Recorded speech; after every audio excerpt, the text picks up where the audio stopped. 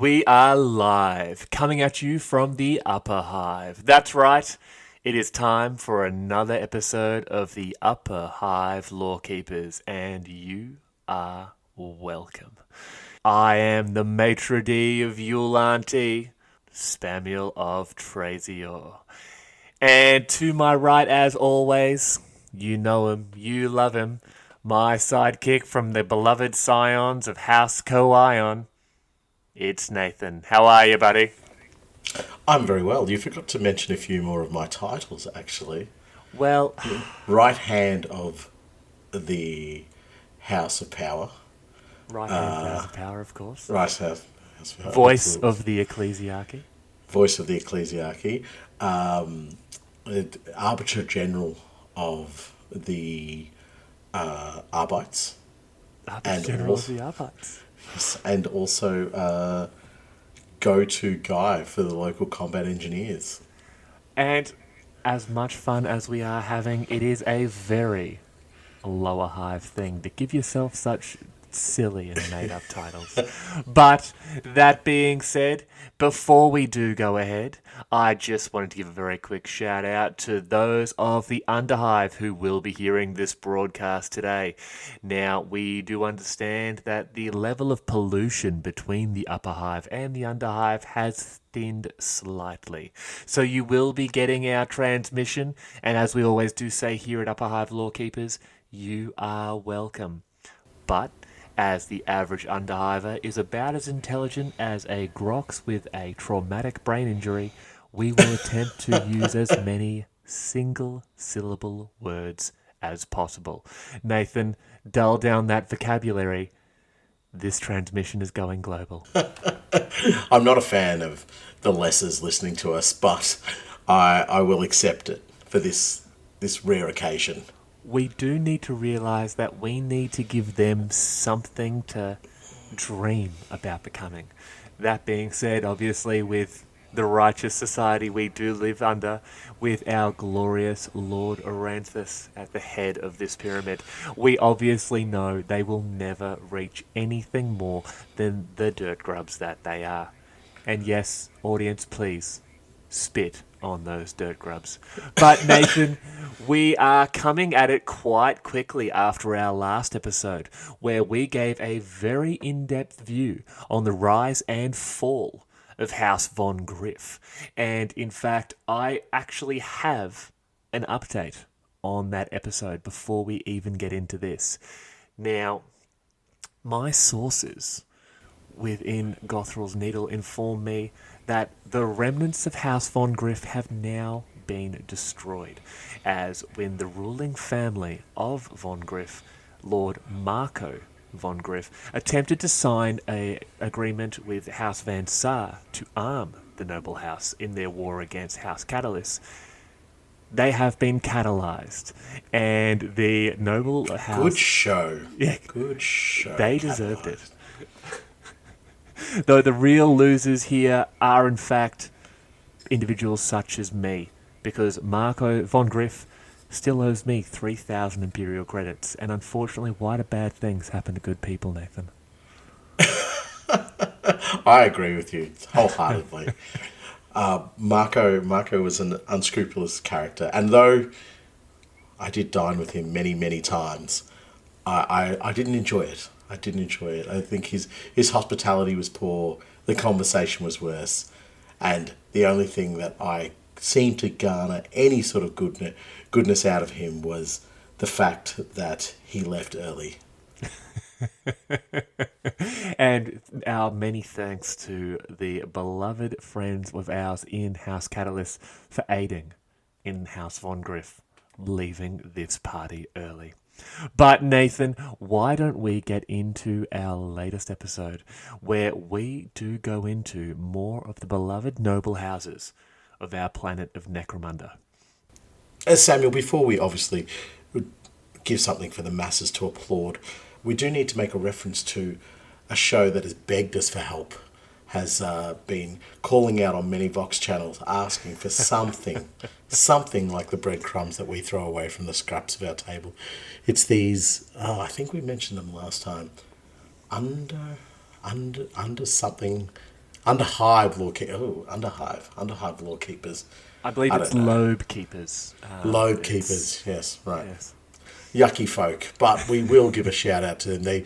They use something along the lines of Patreon and YouTube, but they're saying that they're fully funded by the goodwill of other scummers. So if you do like them, support them in some way, shape, or form. Maybe go to their Instagram, Facebook, and YouTube. Subscribe, help them grow, and they will get their particular brand into the world. Wow, they're almost beggars. It's not good. Well, if you do understand who these Underhive Lorekeepers are, please send them some of your allotment of gruel at, I believe it is patreon.com/the Underhive Lorekeepers podcast. Now, send them a portion of gruel, or don't send them a portion of gruel.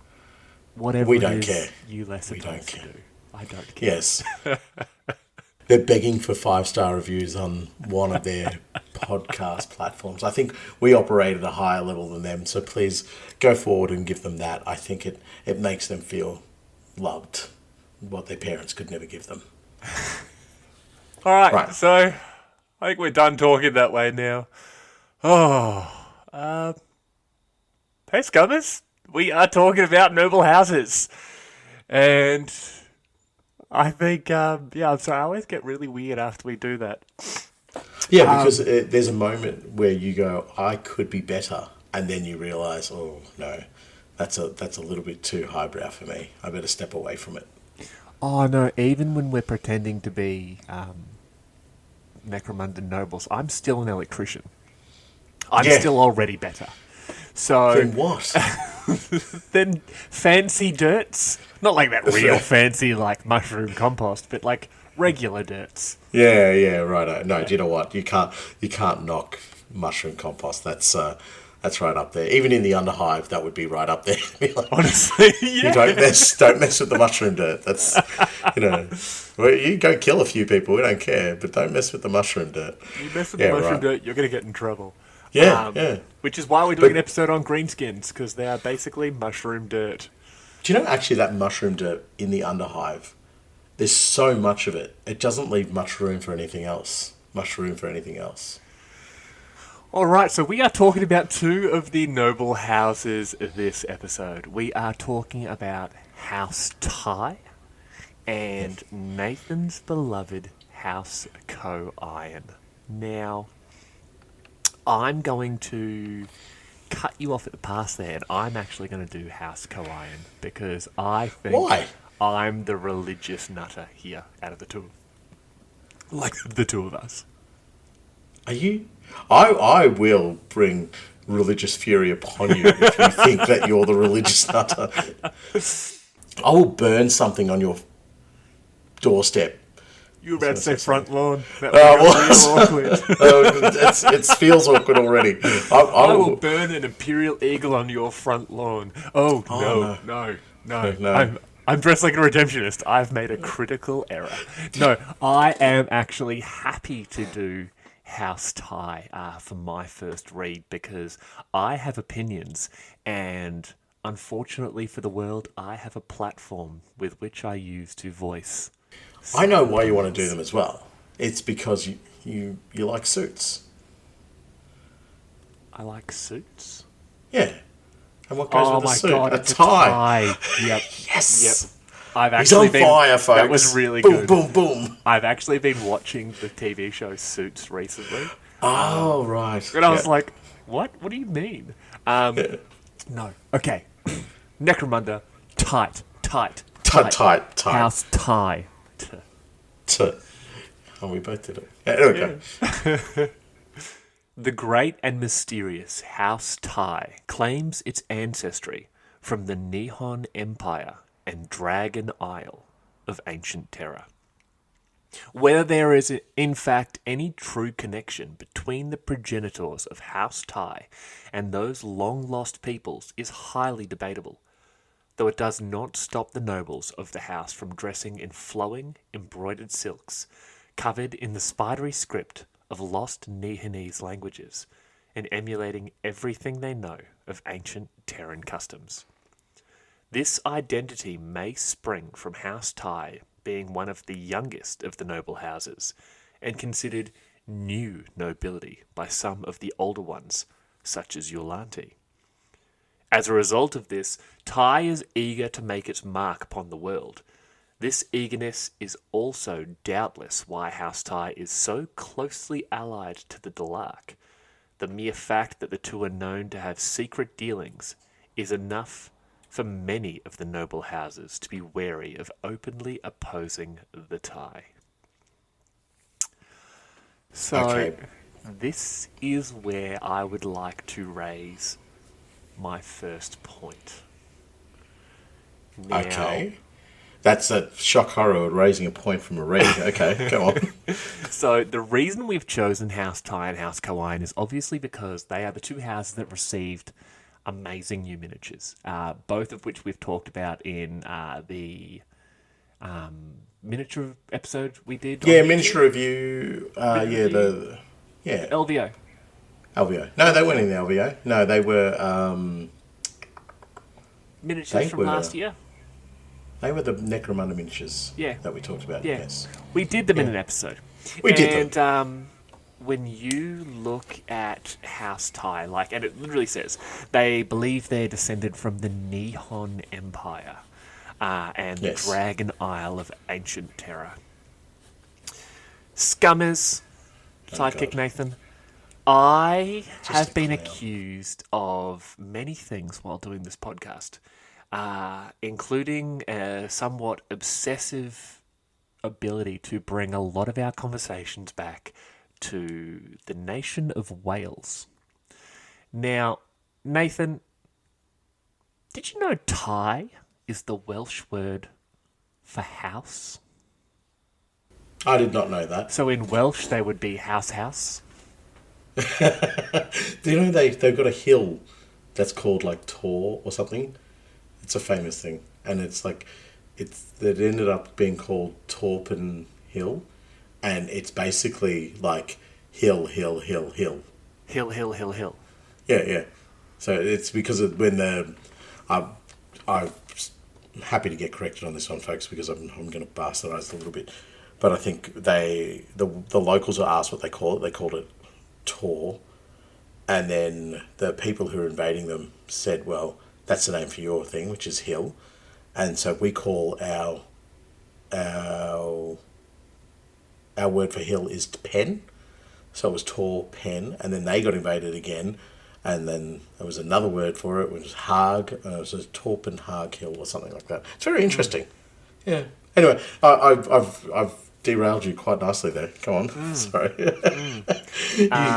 Tor derives from the Old Welsh word twir or twir, meaning cluster or heap. There you go. So, House Tai, they dress in the fashion of sort of dystopian Japanese. They've got a very sort of Japanese style to them. They have the long, the curved, I want to say scimitar, but it's not a scimitar. It's a the sword on the swordswoman is katana. They have the the kimonos, that sort of thing there. And when I sort of started looking in, doing the research for this episode, it came to me that the Japanese aspect, I think, is something. I think they've made it up. I think they are Welsh, because I have further examples as to why I believe House Tai are actually Welsh. Now, my second point to this, they claim their ancestry from the Nihon Empire and the Dragon Isle of ancient Terra. The Welsh symbol is a dragon, Nathan. Yes. Yep. All right. It's a big old red dragon. He's an angry fella. The dragon of the British Isles. I think House Tai are descended, quite possibly, from the owner-operator of a Welsh-Japanese fusion restaurant. And they've convinced themselves that they are in fact the Nihon Empire and Dragon Isle being the same thing. So you're basically going to have like fried potato sushi with leek soup. Yeah. With leek soup. With leek soup. Yeah. So aren't I supposed to get the miso soup? Same. Don't worry about it. Same. But I love this because... Well, let me just make a point here. Yep. You haven't been able to clear up the flowing embroidered silks, you know what I mean, that they're wearing. Yep. And I can give you some clarity on that. I can give you some... They're just like dressing gowns. So he's obviously parades around in a dressing gown in his little restaurant. And he's like, yeah, you know, people can copy this idea. And they've obviously, you know, glowed it up a little bit. But yes, I agree with you. House Thai is from Wales. And But it's a misunderstanding that they've got a link with Japanese culture. It's more a culinary link. I think it's more like most likely a culinary link. In fact, Welsh language. I actually did have a point about that there as well, and I'm glad you've sort of segued me into it. The Welsh language, when it was written, was a very script. Sorry, it was like a long and flowing script. So Yeah, Japanese language is it's more symbols than letters, right? I believe so. I'm not an expert on language, I but actually yes. don't know what the Japanese language is called. Japanese? No, it's called hiragana. All right. Oh, right. Hiragana, katakana, and kanji. They're phonetic symbols. Okay. Whereas the Welsh language is a script and it is long and flowing. It's actually quite a beautiful thing to look at. So when they are they are House Thai. They are descended from the Nihon Empire, which is the Japanese part of sort of, let's say, the ship or the original families of House Thai. I believe they are two distinct groups. A group descended from what they believe is the Nihon Empire, where I believe Japan was Nippon before before Western sort of culture became involved with No, it. I think that's what they just call the country anyway. It's called Nippon. Nippon? That's what the Japanese what the Japanese call it. Yeah. And then the Dragon Isle of ancient Terra is this group that is descended from the Welsh. So the Welsh and the Japanese have actually come together in a fusion-style family, kind of like any movie that Adam Sandler has done with Drew Barrymore. Where this is like blended. You mean all of his movies? Yeah, all of his movies, where he's like, I'm a divorced single father who's a doctor, and you're like this cool chick that I had a car accident with, and then we became friends, and now we're married, and our families joined together. This is what House Thai is. It is two families, one descended from the ancient Japanese of Terra, the other sort of evolved from the Welsh, and they've combined these ancestors from the Nihon Empire and the Dragon Isle. The silk robes, all right, come from the Japanese side. The spidery flowing scripts are not lost Nihonese languages. It is Welsh. And it's not flowing script. It's unnecessary accents, umlauts, and like it's a Scrabble bag that someone's tipped onto silk and gone, that's the pattern. Yeah, right. Okay. They're new and they're over accentuating the things that make them up. Right. And that's why you get such a distinct look to House Thai versus other noble houses, which is one of the reasons why I believe they are so closely allied to the Dalark. Because just like the Dalark, they have secrets to keep. They're very new on the scene. Right. You're serious about this? I thought this was... No, this is not me being funny. I genuinely believe this is the origin of House Thai. I don't think you've ever been funny. But, yeah, right, okay. You make a fair point. Yep. I would love some official clarification on it. I would lose my mind if I was even just like 1% correct. Do you know how funny that would be if we were to be notified and just go like, "You got it, guys. You got it. Here's the 100%. here's the 11 secrets, herbs and spices. You deserve this." You just go, "Oh right, fantastic, brilliant." Look, you guys have done so well. These are who the two missing Primarchs are. Yeah, yeah. Exactly. But if anybody other than you two find out, death. We know it was you. Yeah, like we will send out a hit squad from Games Workshop, and they would kill you with plastic sprue or something like that. Yeah. So, right, okay, death by 1,000 blister packs. Yeah, exactly. Just throwing them at you like in your day to day. Please leave me alone. All right, let's talk about House Ty though. We've derailed, but I enjoy the derail because I believe in your actual truth here. That perhaps it is a merging of the Welsh and the Japanese, and they've just gone, "This is who you is." You know what I mean? Yep. And then you. So it's a time travelers from the Welsh and the Japanese. Well, no, because I think that it's quite possible. Noble houses rise and fall on Necromunda. We know that. It is entirely possible that they even could be Terrans, or they could be from another planet, and have emigrated to Necromunda, and have become successful enough in their chosen field, which you'll go into next. But they've become successful enough that they've actually managed to become a noble house. Yeah, I'm down with this. I love the idea of it, but what I want to touch on, and we do touch on this a little bit later as well, is their affiliation alliance with House Delark. Do you know what I mean? It's sort of like the Delark and you. Do you know what I mean? The House Ty and you sort of thing, and there's sort of maybe an understanding of that we're the new way.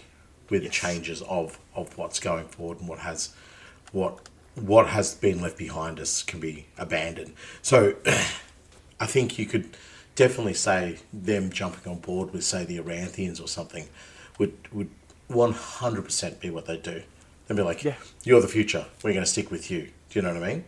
I feel almost like if there was even another kind of rulership other than the Imperium coming in, which should never be, but certain noble houses, and right up there as House Ty, would turn around and be like, "Absolutely, you are the new overlord, and we will accommodate for that." So I'm not completely over what their levels of loyalty are to the Imperium, but I personally, actually, on a side note, I don't personally think that a lot of the noble houses are incredibly loyal to the Imperium, if needs be. You know what I mean? I understand where you're coming from. I believe it is more likely that they are loyal to the Imperium, but they are loyal to the Imperium for their own benefit, much like House Helmore. House Helmore is in agreement with the Delark to produce massive amounts of Ghast. Ghast is a very bad, psyker creating mega drug, but Helmore gets the Delark to harvest it, and then he takes it, and then he sells it illegally across the Imperium, and he uses that money to pay the tithe. So he is loyal to the Imperium, and he does it in a way that is incredibly disloyal to the Imperium. Outside of creates more Psykers. Well, look, I mean, at some stage in the future, we're going to touch on it. Maybe a Chaos episode. I don't know, but what I'm saying is that exactly what you're intoning here is that there is a sense that as a benefit for our house, we may drift towards a Chaos uprising if they look like they're going to be the predominant power on our planet. Okay, well, we'll stay with it. We're not going to go into it. Because I think it's too big. They would never turn away from the ecclesiarchy. They would never support a Chaos uprising.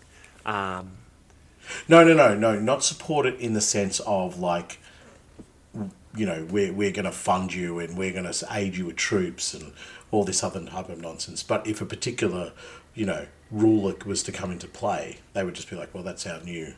Oh, That's yes, our new, that's our new king, for use of a better term. That's our number one. Okay, they're doing some really shifty, shady stuff. There's blood ceremonies every other week. He now sits on a throne of skulls. So they'd be concerned about how he practices his adherence to the cult of the emperor. But they'd be like, well, he does it with the throne of skulls. Sure, no problem. We see skulls all over the place in the Imperium. This makes sense to us.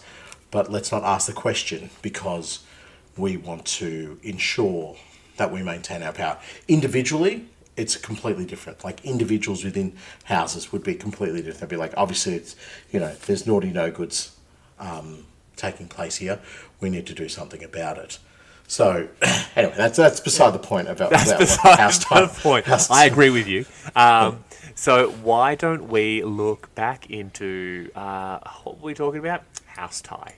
I think we'll do the next read. It'd give us a bit more to expand upon as well, just so we're not talking about chaos uprisings. The union between the Delark and House Tie.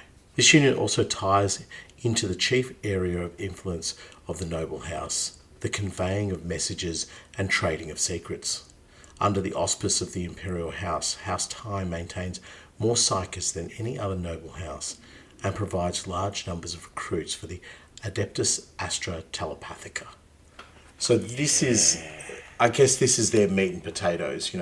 House Grime we know is warfare and military aspirations, we'll call them. They're probably not the best things, but the Psykers are their business, and the Psykers are the ones that they'd be shipping them off to the black ships. They'd be also, they'd be selling off Psykers, 100%.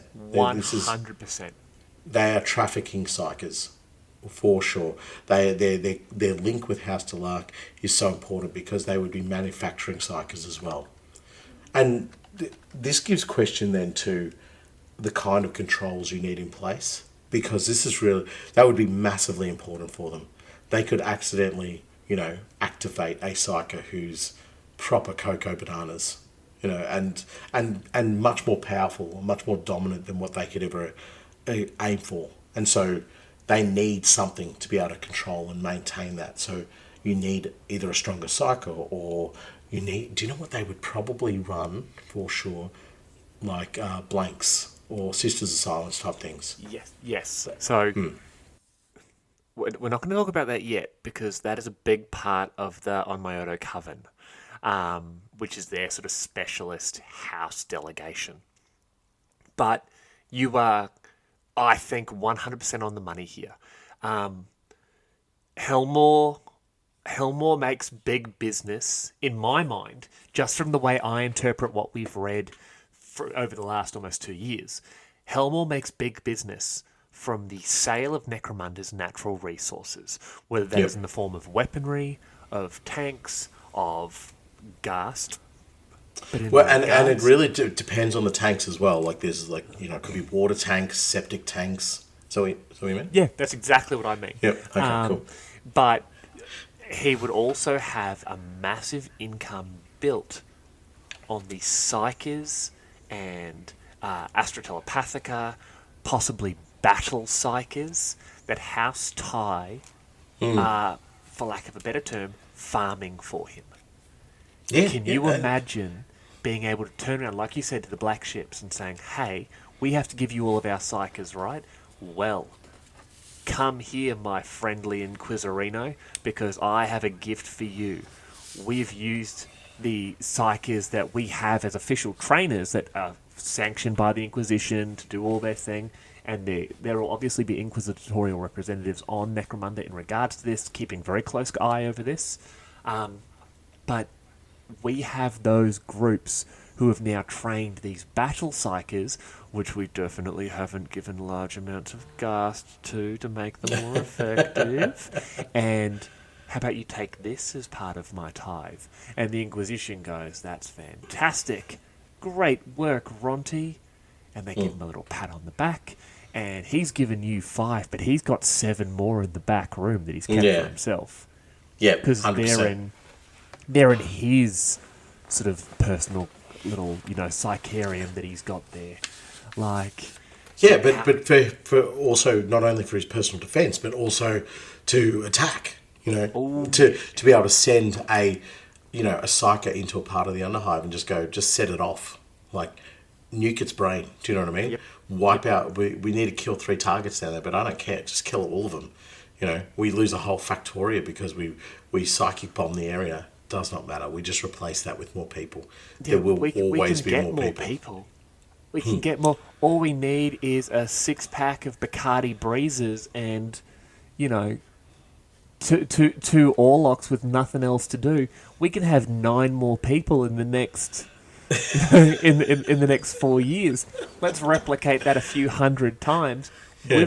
We've refilled the Factorium, baby. We're printing people. That's literally with babies. And then you look at the Goliaths. We are literally printing people. It always makes me wonder, like, get a Goliath and just like stuff them full of gas.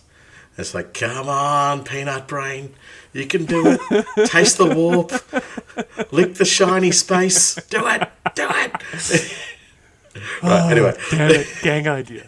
Idea. Just a whole bunch of Goliaths, just like high on gas, just like, what is going on? They're just suddenly like they've opened the doors to the asylum. These things have got out and they're just like full of brawn, but their brains are just like unable to comprehend what's going on. You'd need a handler for them and all the rest. But even the handler's just like, how can I control this? This is you've given what Silverback am I supposed Gorilla. to do here? Yeah, you've given silverback gorillas like a modicum of sentience, but also drove them completely freaking bonkers. And now you're saying cattle prod them? No. Yeah. I will do my job because you're paying me, but I'm not interested in your outcomes there. Thank you very much. Also, that's now my entire gang idea. A pack of Goliath modelled as silverback gorillas using mind bullets, but the bullets are shaped like gym equipment, and the leader is literally just a guy with a cattle prod, just zipping them in the butt, going, "Go that way." Yeah, stay away from me. Stay away from me. Don't look at me. Don't you sniff me. Don't you sniff the enemy. Zap. Go away. I love the idea that they're throwing like their mind bullets as gym equipment. It's like just like medicine balls and or just Atlas stones, like the huge concrete stones that strongmen lift up, and kettlebells. Kettlebells, that's what I was thinking of. It's just like depending on the strength of the hit, it depends on the weight of the kettlebell. Yeah. So it could be like a little 2 kilo, 5 kilo, and it's just like giving himself a hernia and launches like a 20 kilo kettlebell. And there's just one house tie agent watching it going, and I don't know what a Welsh accent sounds like, but it's just like, ugh. I don't know. I was in suspense waiting for that one, and we got ugh. Do Welsh people just sound like the English? I have Welsh mates, but they're like Australian Welsh. Don't do that. They'll kill you. No, they Tom Jones. Tom Jones is Welsh. Oh, okay. So there's an agent from House Tie just watching, and one of the Goliath turns around and he just goes, "What's new, pussycat?" Yeah. Whoa. Don't you use the ancient words with him. That song is reserved for only members of House Tie. Yeah, they've got all of Tom Jones's back catalogue, and they just listen to it like that's like your nighttime relax music. You can't listen to anything else, and it's secretly held within the House Vaults. Okay, hear me out. Yeah.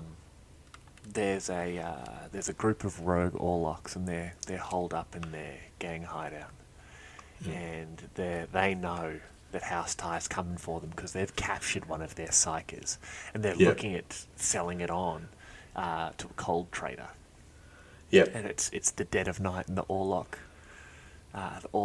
guards are watching, and all they can hear is da da da da da da da da da. And then the Goliath stands up.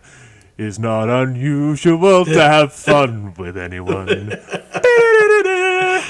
And yeah, we need to find more Tom Jones songs and make reference to them for sure. I'm trying to think. There's not what's anyway. It doesn't matter. Right, getting back on track. So they would we are have. talking about Necromunda and not Tom Jones. But yes, okay.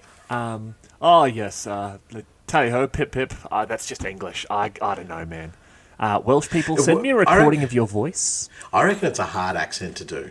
Like it's like when you try to do South African and you just like end up Sounds sounding like a movie villain. Oh, you end up sounding wrong. Like I knew a bloke who used to try and do an Irish accent and always end up sounding Jamaican, which was freaking hilarious. That's me. Oh yeah, it was yeah. Anyway, let's get on to these Psykers. So I think within House Ty that because you get to dabble with Psykers, you can the level to explore and go with them is bonkers because we're talking space magic. Do you know what I mean? So you would have, locks and buildings and so forth that are just completely controlled by Psykers. The level of control and ownership they'd have to have on these individuals is crazy.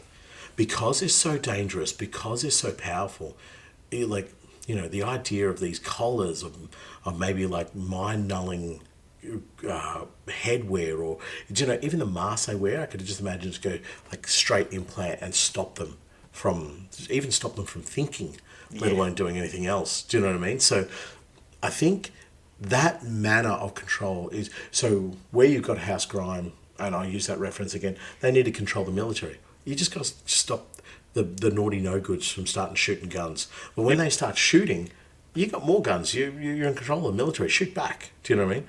But when somebody goes off the chain here and starts cranking Tom Jones, you're in real trouble because unless you've got Psykers of a higher quality or a higher level or some manner to control them, you are really dabbling with something that would not only get the Helmors at the time or the Aranthians now kicking down your front door going, what have you done? What are you drawing to us? You would get agents of the Imperium with a sniff of blood in the water here going, there is tomfoolery about, so we need to react accordingly, and that might mean House Ty get a door knocking from an Eversaw assassin, and it's just like anything behind that door is dead. And in true Tom Jones fashion, they may do it with a sex bomb, you're my sex bomb. But so no, just wait. I knew you were looking up stuff. Like, yeah. I could see you on the camera. I was just like, hang on. You're doing something. What are you doing? Yeah. Right. Okay. No, that's beautiful. Keep dropping them in. Like that. Yeah. Now, going back to the Reed and the Psykers and, weirdly enough, Lord Helmor. So on Necromunda, many within Lord Helmor's own stable of Psykers and Astropaths wear the jade robes of House Ty, along with the white or black mantles of their station. And there are rumours that everything that passes from their lips to the master of Necromunda's ears is also heard by House Ty and ultimately House Delark. What House Ty gets in return for the secrets it passes on is another mystery, though one that keeps the lords and ladies of the noble houses awake in the night cycles. So, this, firstly, I now 100% have to do a psychic bounty hunter in jade robes to show that they're a member of the House Ty, or like at least a psyker that was trained or created under House Ty. Now, yeah, that's cool. The relationship between House Ty and House Delark. So we know House Delark Delacroix create the my brain has stopped working. They're ghastly psykers, the Spikers. Yep. With overdoses of ghast. Now, do we believe, because this is something that's come to me there, that House Ty are doing the same thing, possibly in a more refined fashion, to take sort of latent psykers, increase their power, to increase their output, to sort of get there, because what it says there, that everything goes back to the ears of House Tai. Do we believe that they could be doing that? Not to the extent that the Dalark are, where they're stealing secrets from entire domes, but these Psykers being created by House Tai, what's to say they're not given, just a little tune-up and then sent into a bar, and they can hear those surface thoughts and then transfer them down the line, down the line, down the line, and back to House Tai. Yeah, so couple of points that I want to make there from everything you just said. Firstly, yes, they are doing it in a more refined process. So rather than just getting anybody and just pumping them full of gas, they're sort of maybe refining their process in the sense of who they select. Can we control this individual? Can we, what are our parameters for this individual? Okay, good, we'll take them, we do that. I think also they're not doing it in that almost agricultural way that the Dalark are doing it, which is just like pump, pump, pump, pump, pump. I think there would be a level of training that would go into this. There would be almost, as I say it, I think they would almost look for an acceptance, a willingness from the individual to take on what is happening to them. So they're saying, yes, we're tuning you up and we're making you better. We're turning you into a tool. You know what I mean? So your job might be like only just to listen, but we're giving you that opportunity we're getting rid of those voices, and we're giving you the opportunity to refine your psychic talent. And we may be taking away things from you, but we're refining it into a more specialized method or a more specialized type of psyker. So you are just a listener. And that's all you do. You can no longer, bend spoons like you used to, or, open doors from 2 meters away. But your listening ability is sharper. Do you know what I mean? And then you have other smaller facets like a communicator. So you don't listen as well, but when you receive the message, you're able to process the information and spit it out better. Yes. So I can see them creating these specialists, this tiny, that's now your role, and that's now your role, and that's now your role. And because they would have such a great volume of individuals that they're processing, and as I said, there wouldn't be like what Dalark is doing, it's just like a production line. It'd be more sort of, and these would be, don't get me wrong here, these are the Psykers for their house. These are not the Psykers that they're booting off to the black ships or, combat Psykers. These are the ones they keep. These are their own cattle of Psykers. So they would be taking their time with them. And I wholeheartedly believe you would create a specialist of each type. So you're a specialist listener, you're a specialist secret giver. You're a specialist stopper. Do you know what I mean? You can just put up a barrier. You can physically stop people from walking. They can shoot you and so forth, but you can stop them. You know what I mean? Yeah. And that is where all your energy and your focus drains into. It's almost like, when a ship diverts all of its power to weapons and all of its power to shields and all that kind of stuff. They would be taking their psychic element and going, let's get rid of all the nonsense that fills your brain and let's get you focused on one thing. Which annoys me because, and I know we have a couple of people who work on ships, submarines, all that sort of stuff there. Why does no one ever divert all power to the dance floor? Because there's a lot of murders that happen there. There was even a song written about it. Yeah. Honestly, wouldn't it be weird if, what was her name? Sophie Ellis Bextor? That's the one. Wouldn't it be weird if she was actually a serial killer? And that was just her way of admitting it, but no one ever believed it. But bringing it back, she's definitely a murderer. But you said there that House Tai would actually take time to train these individuals. And I don't know if you did this on purpose or not, but one of the benefits to allying with House Tai is called psychic training. And while you're allied with House Tai, your Psykers have access to training from the Psychonarium. So it's literally like you've said. What's that? You're a Psyker? Well, you come with us. We're going to get people to teach you how to do what you do better. So if you're House Delark and you have a fighter with a Psychoteric Mastery, or if you aren't House Delark and you have someone with the Sanctioned Psyker or non-Sanctioned Psyker special rules, you get an extra psychic power. But it's only there while you are allied to House Tai. The moment you break up with them, they basically catalyze that power back away from you. You no longer have access to it. I really like what you're saying there, where they are saying, hey, maybe you can't bend spoons anymore, but now you can do this. You can do this because we are using our abilities, maybe putting something in your food, Gast, to keep you like microdosed.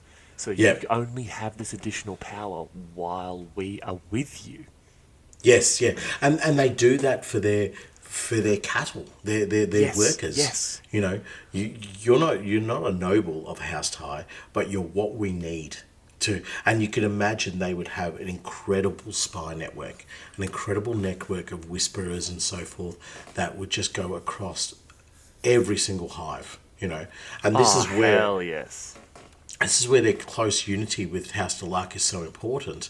Delacroix, sorry, is because they would. You don't want to compete for the territory with them. You know what I mean? So where the Delacroix are just sitting in there and they're doing their own sort of psychic shenanigans. Imagine if they start to notice another larger group of psychers who are all just doing small minor things, very much what they're doing, their secret and information gathering sort of thing, and then going, you can't do this. You can't do this on the same way that we're doing it. We need to come to a head here.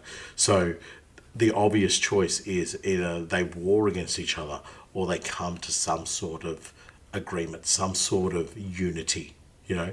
And I think that's what you see in this relationship, is that they're coming to something that looks like unity, some sort of conformity together, so that they can go, yes, there will be times where we will be on the same mission or opposing each other and blah, blah, blah. But the most important thing is that we don't step on each other's toes so badly that we create a conflict between our house. You know what I mean? We're the noble house. Like, ultimately, we should be able to kick you in the teeth and you say thank you very much. But we're not going to do that because we understand the importance of what House Delacroix bring to the planet and what they can use from their services and from their people. And obviously, the Ghast. The Ghast is the most important thing, because they're not creating these bodies without having Ghast available to them.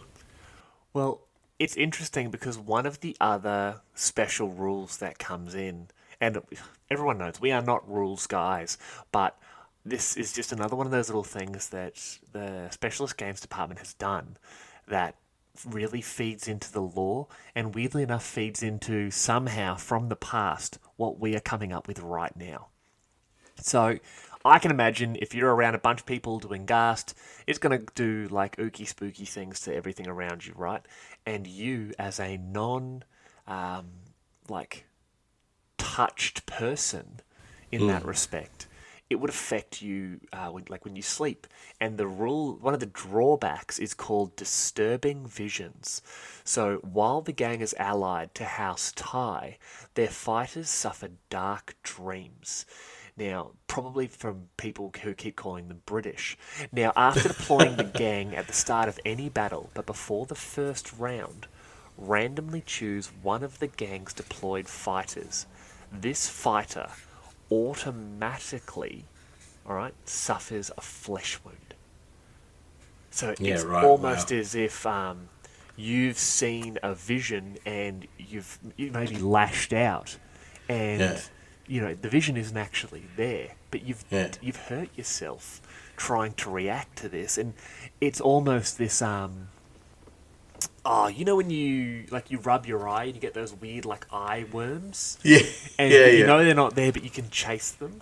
Or remember Silent Hill, where you'd be walking down the street in the game and you'd turn and you'd see someone, but they weren't actually there? No, I do not play games like that. Oh, I enjoy my sleep. Horror games are the absolute worst, because silly. I think I'm tough and then I start squealing like a 3-year-old. No, terrible. Yeah. Closest I get to is like Alien vs Predator. But I do understand. That's what I'm visioning for this. Yeah. So, like, I see that I see the flesh wound as a representation of some sort of trauma or impact it's had on them, but it's produced itself like in a physical format. Yeah. Do you know what I mean? Like maybe the dreams attacked them. You know, I think it's the poltergeist or something like that, where the ghost actually is able to physically harm the individual. Do you know what I mean? Yeah. And maybe that's what's happened. Is the manifestation from inside their head is harming them. You know, and which is just god awfully terrifying as well. So I like your idea of like, yeah, they've lashed out, they've hit something, and they've sprained a wrist or something. But I also think like suddenly they just appear with like deep scratches across their face, or like burns across their legs and so forth, just from the psychic energy that's being tormenting them. Yeah. Just terrifying stuff. Alright, so before you give me weird nightmares, Mate, the only nightmares you get are when, like, actually winning games of Necromunda, so... I win games. No, you don't. No, I don't. Why don't you jump into our next read? I can. House tie on my Odo Coven. How is the word you got wrong in that sentence the pronunciation of coven? Did you call it a coven? But if you read this, right, it's on my Odo Coven. On my Odo. Oh, yeah, Coven. Yeah. On me Odo. On me Odo. Anyway, stop messing around. Stay tight. House tie on me Odo Coven. At any one time on Necromunda, there are thousands of telepathic psykers in the employ of the Imperial House. The most powerful of these are part of the astropathic choirs of the Adeptus Astra Telepathica, which conveys long-range messages from Necromunda to Terra and other far-flung worlds. Though there are many more who use their gifts to communicate between the noble houses or other esteemed institutions on Necromunda, where simple vox communication is either impossible or too risky. The Onmyoto Covens of House Tie serve this function and are a unique pairing of Psyker and Null, carefully cultivated by the noble house for the purpose of telepathy and divination. Always in twos, one member of the Onmyoto is a powerful telepath capable of peering into the minds of Lord Halmore's servants, but with their own power kept in check by a psychic Null. Both Null and Psyker wear control collars to further regulate their powers. The noble house are able to activate or deactivate a collar depending on the role the coven will be playing. So this is what we were talking about earlier, and what I was ranting on probably a bit about earlier is the absolute need of control of these individuals. Yes. Yes, you have a Null that is designed to stop the more powerful of the pairing, which is the actual workhorse, the listener-innerer. I think that's the official title. But even the Null has a controlling collar as well, just to say, okay, we want to switch you off when we don't need you. Do you know what I mean? Or we want to at least control your capacity and your ability. So this shows that I think you almost need to accept that the coven, or not just the coven, the Psykers that they have in their stables or their employ are probably a little bit terrifying for House Tie. Like they're not, it's not a genuine fear of, oh my, what dangerous and terrible power you have, but it is a fear of, if one of these is let off the hook or let off the chain, we could be dealing with a serious fallout. So they would proceed with the utmost caution. Warehouse Catalyst is just a bunch of crazy clowns doing catalyzing all over the place. House Tie would be the opposite end of that, in very, very cautious in their approach and behaviour. And that's just to their employees and to their members of their noble houses. This is this is something that they need to manage and control, because even the slightest little bit of slip, and it's all over. And it's like what I said earlier. It's like, the Inquisition come knocking, the Adeptus Terra come knocking. They just go, well, what's going on here? Yes, thank you for your Psykers, but if you can't control this, we need to send some Grey Knights in here to, give you a full brand new understanding. Talking to. A stern talking to, as they are renowned for doing, as they did to Just the ask the heroes Space Wolves. I was just about to say, just ask the heroes of Armageddon. You absolute monsters, Grey Knights. So just sort of pausing you there for a second. A lot of people don't realise, but any time I really want to annoy Nathan, or Nathan as I occasionally call him. He doesn't call me that. With that only just came up about an hour ago. He's a clown. Every time I want to get under his skin, I'll just bring up the fact that the Grey Knights have never done anything wrong, or no one on Armageddon ever really got anything they didn't deserve, and he goes on these rants of just basically just yelling and swearing at me about how the warriors of Armageddon were heroes, and even the Grey Knights have their failings, but even. They are like perpetual. Yes, they do great to hold back the darkness of the warp and so forth. But what they did, so do you know what annoys me? What annoys me? I've been a guard player. Told you. Okay, just bear with me, audience. Just give me this moment. Skip forward.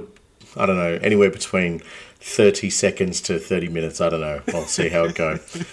Okay, I've been a guard player all my life, right? I've dabbled with playing Space Marines, but I've never really got into it. I've played guard continuously. Even my ventures back into 40k, guess what I did? I bought more guard. I didn't need it, but I wanted it, so I got more guard. What the Grey Knights did at Armageddon to kill off all the humans and the guard survivors, but don't touch the Space Marines? Oh no, we couldn't possibly kill a Space Wolf. Oh no, they're uncorruptible. They get their magic out of Fenris. They don't come from the warp. Oh, leave them alone. But all the humans, here, eat a Cybolt. Don't worry, it's good for your health. Mind you, your health is going to last like another 0.6 seconds. What they did was disgusting. At least give them a fighting opportunity. Fire them into the warp or something. I don't know. But don't just wipe them out after what they did. So what you're saying is you want to send millions of highly trained Imperial Guardsmen into the warp, possibly as reinforcements for their Chaos Space Marine or Heretic Masters. If you believe in these people enough, they will not turn on the Emperor. They will fight. They will capture a demon world in his name. That's some serious armour of contempt theory there. But you digress. This isn't an episode to talk about how those guardsmen got what was coming to them. What we should be talking about is the house tie on Myoto Coven. But pronounce it properly, please. On my Odo. On my Odo. On my Odo, on your Odo. But one thing that you've sort of mentioned there that is amazing is the fact that the Coven obviously is just two of them. The Telepath and then the Null. But you're absolutely right in the fact that this is a great example of how House Tai is not only somehow creating and cultivating Psykers, as we've already said, we believe is occurring. Whether it's correct or not, it doesn't matter because that's what we're going with. It's correct. Yeah, it is definitely correct. But they're also somehow able to grow or clone or cultivate or create psychic nulls who, I think it goes back to like 1 in 1,000 people is a psyker, or 1 in 1,000,000 people is a psyker. I don't know the stats exactly, but I know it's incredibly rare. It's incredibly rare, yeah. Do you think? Maybe okay. I see what you're saying here. I'm going to cut you off a little bit, but do you think they're cultivating and making these nulls? Hell yes. Is it a random? There's no way they have this many. There's no way you have this many. So the individuals who get the ability. So if the number of people who become psychics is, it's astronomically small, but Yeah. psychic nulls or blanks, or pariahs, or blunts, I think they're called in a book. Orcs call them fuzzies. Fuzzies, yep. But I'm making that up, but go on. that's a great one for them. But they don't exist in the warp. They Yeah, have yeah. like psychics literally tap into the warp. Everyone has a connection to the warp. Every real creature has a connection to the warp. And yes, that was a stab at Tau. But blanks do not. Blanks are completely removed from the warp. In fact, if you get blanks or psychics or blankets or pariahs or anything like that near a psyker, they start freaking out because it literally cuts off part of their connection. It can, like, in some cases, if the reaction is bad enough, it can kill the psyker. Like, look at what are they called? They are the Calexis assassin. Oh, yes, of course. This is weaponized blankness. Weaponized blankness. Weaponized blank. This is basically that's what I refer to dumb people as my work as. Weaponized blankness. Yeah. But think about it. Like, you're an Inquisitor, and you know that House Tai have the ability to create blanks. Like, the only thing you're able to think of then is, how do I get them to get me 1,000 of them and basically just cause some shenanigans? So, see, this is where I differ in my opinion to you. I don't think they're actually able to cultivate them in a direct way. Like, I think it's more of almost like a byproduct of what they're doing. So they're going, okay, we want to create a psyker, or we want to enhance this psyker that we have. But in reference to what I was saying before, we want to give them a certain pathway of how their powers are used. It's almost like I think it's like in D&D and other games where there's lots of magic users. You have like telepaths and bloody empaths and all these other different types of, I guess, schools of magic that you would have. That's the way I see this psych has been created. Now, what happens, I think, is the byproduct is you're going to create a blank. So you're going to have somebody who you go, ooh, hang on, what's going on here? You're actually killing a psyker near you, or they're going crazy. So we're picking up that you're a blank. So let's continue to enhance that as your power. Does that make sense? What if they've figured out a way, much like the Delark with Ghast creating the Spikers, if House Tai are using a more refined version of this to create Psykers, what's to say they're not able to use that refined version to burn away an individual's connection to the warp? What's to say I love that idea. They aren't able to basically take a regular blunt and go, I'm going to use this gas because I can tell you 100% absolutely positively do not have any psychic potential. We can use this to burn your connection to the warp away completely, rendering you a blank to join one of our covens. Yeah, right. Sorry, covens. Covens, yeah. The On My Odo. The On My Odo covens. Yeah, I actually like that idea quite a fair bit because there's an element of like the personality that needs to be burnt away from the psyker as well.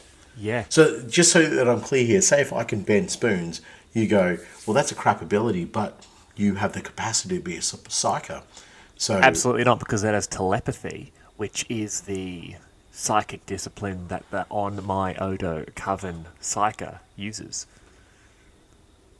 Okay, let's say that you can float 6 millimeters off the ground. Wow, fantastic. But that's as far as you can get. So we're going to burn that away from you. Wait, no, that's not telepathy. I didn't think it was. No. Okay, but either way. Yes. So what you're saying is they're going to burn that power away, and by basically severing the link, they're going to try and manipulate and turn you into a blank. Yes. I like that idea. I like that idea because then the blank becomes completely beholden to House Ty, because Yes. they're the ones who have created this brand new life for them, and I guess there would be a peace, like there would be a loss of a lot of who and what you are, but there would also be an incredible level of peace because you aren't having the dreams of the warp inside your head. You know what I mean? So the loyalty that you would attach to the house, and it may not happen for all, but it may happen, is that these are the ones who saved me from myself, basically.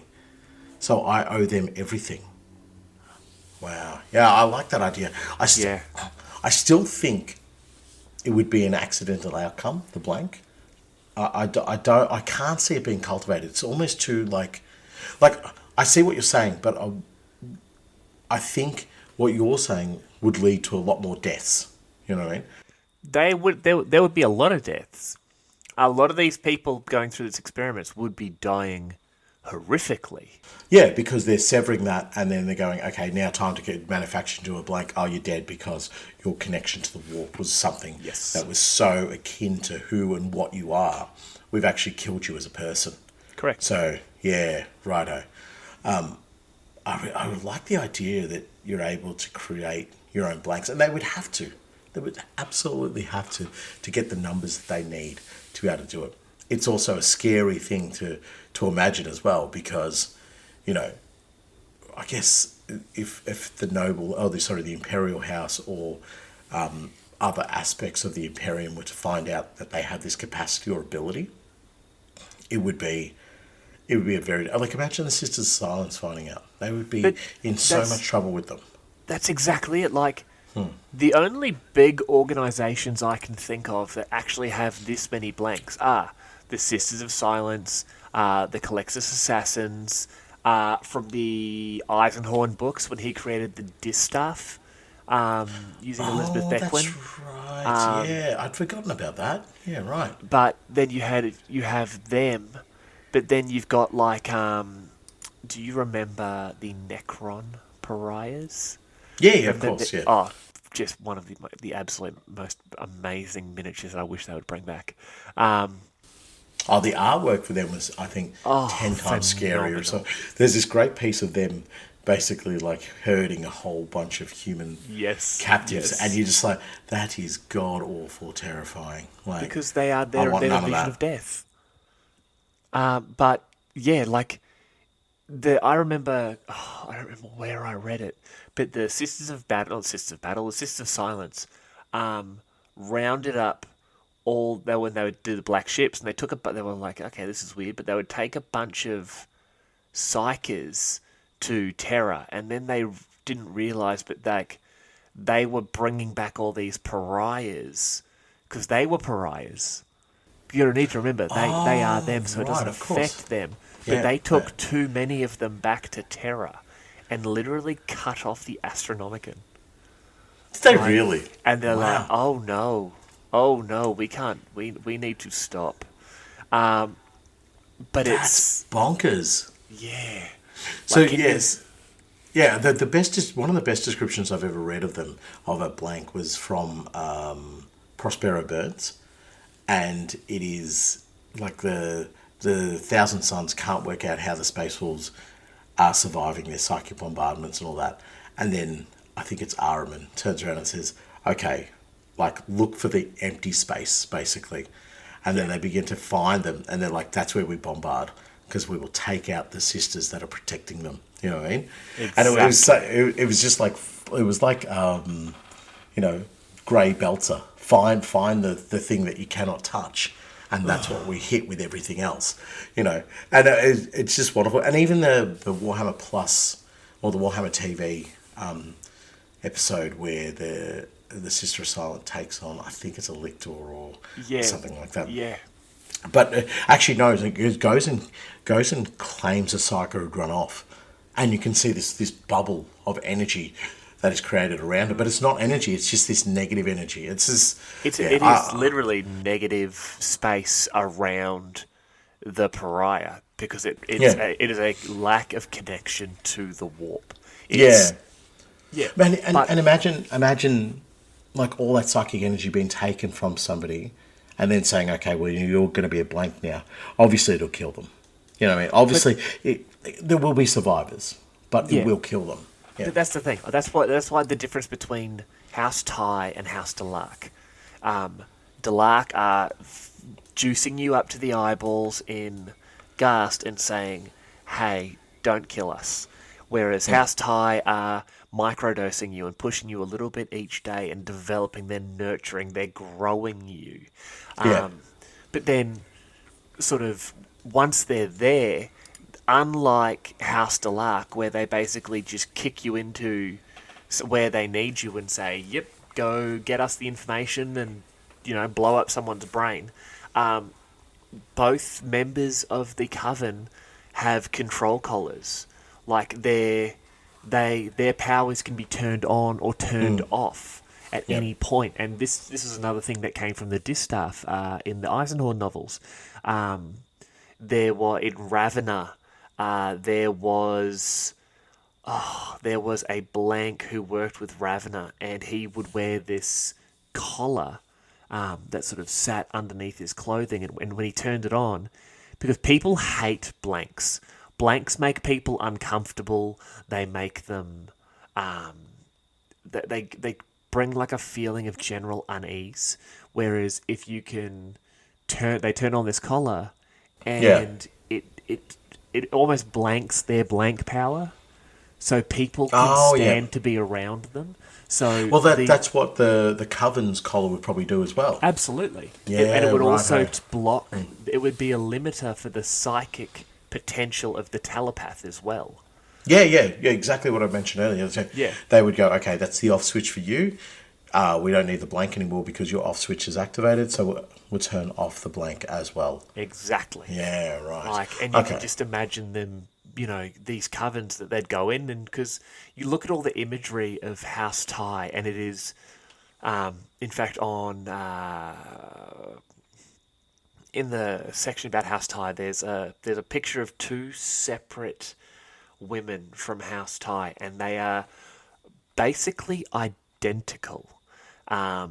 They're wearing very basically identical clothing, identical jewelry, bar a few parts here and there.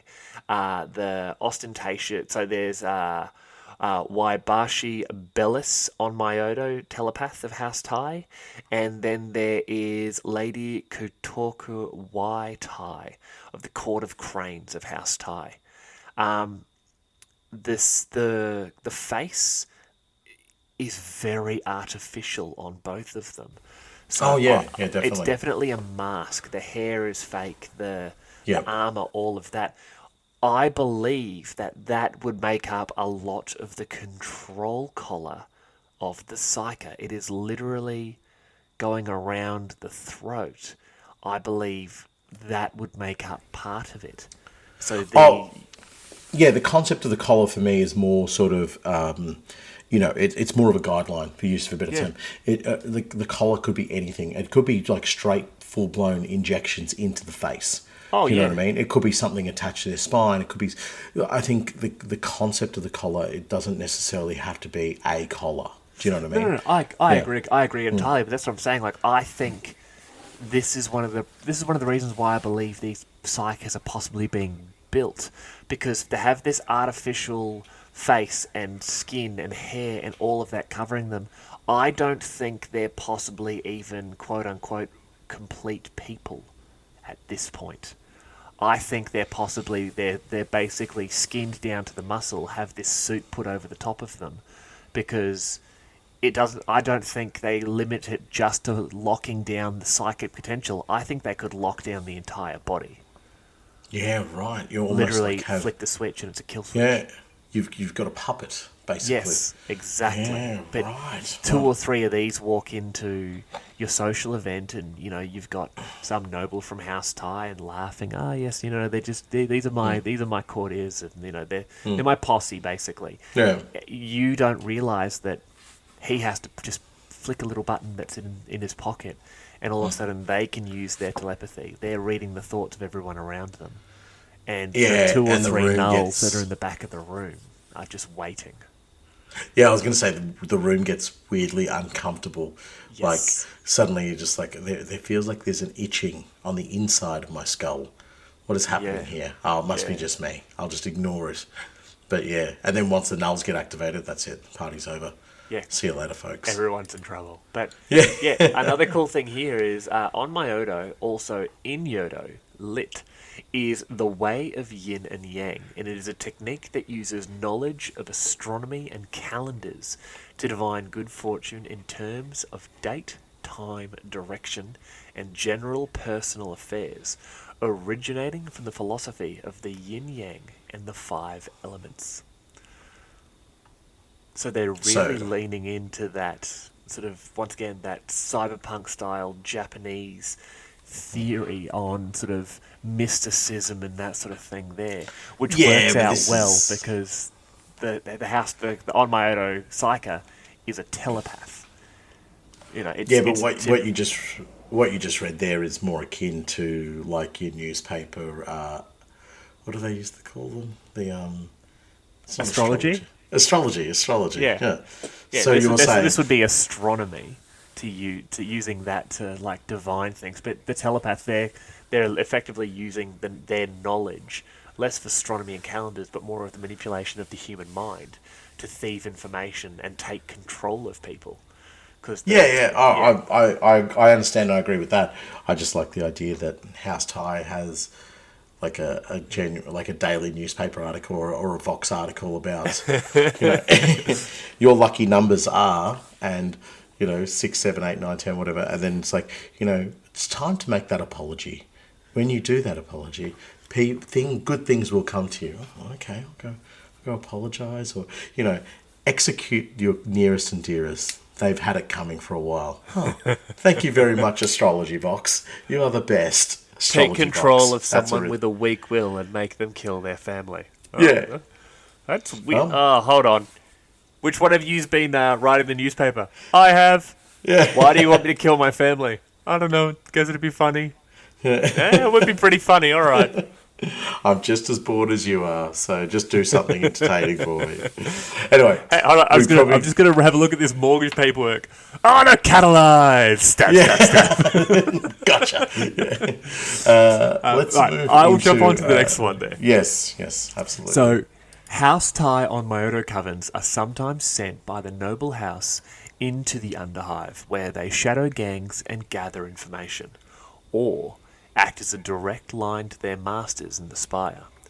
Of course, as welcomed as the power of such skilled telepaths and psychic nulls are to a gang, they can never be entirely sure who the telepath answers to, and just which noble lord might be looking out through their glassy eyes from the safety and comfort of their tower atop the hive.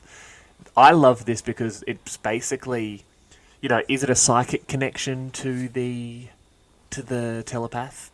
Have the eyes been replaced with cameras?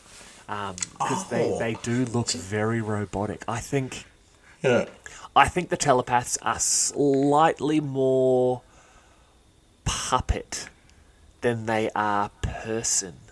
Righto. Okay. Like, there's just something about them. I look at the models, and the models are just beautiful. But I look at the model and I look at the artwork and I read stuff like that, and to me, truly, I think they're a little more robotic than they are human. Like, with the model, there's like the mask is sort of somewhat more open than the artwork. There's a section going around the jaw, and then there's sort of like a half faceplate.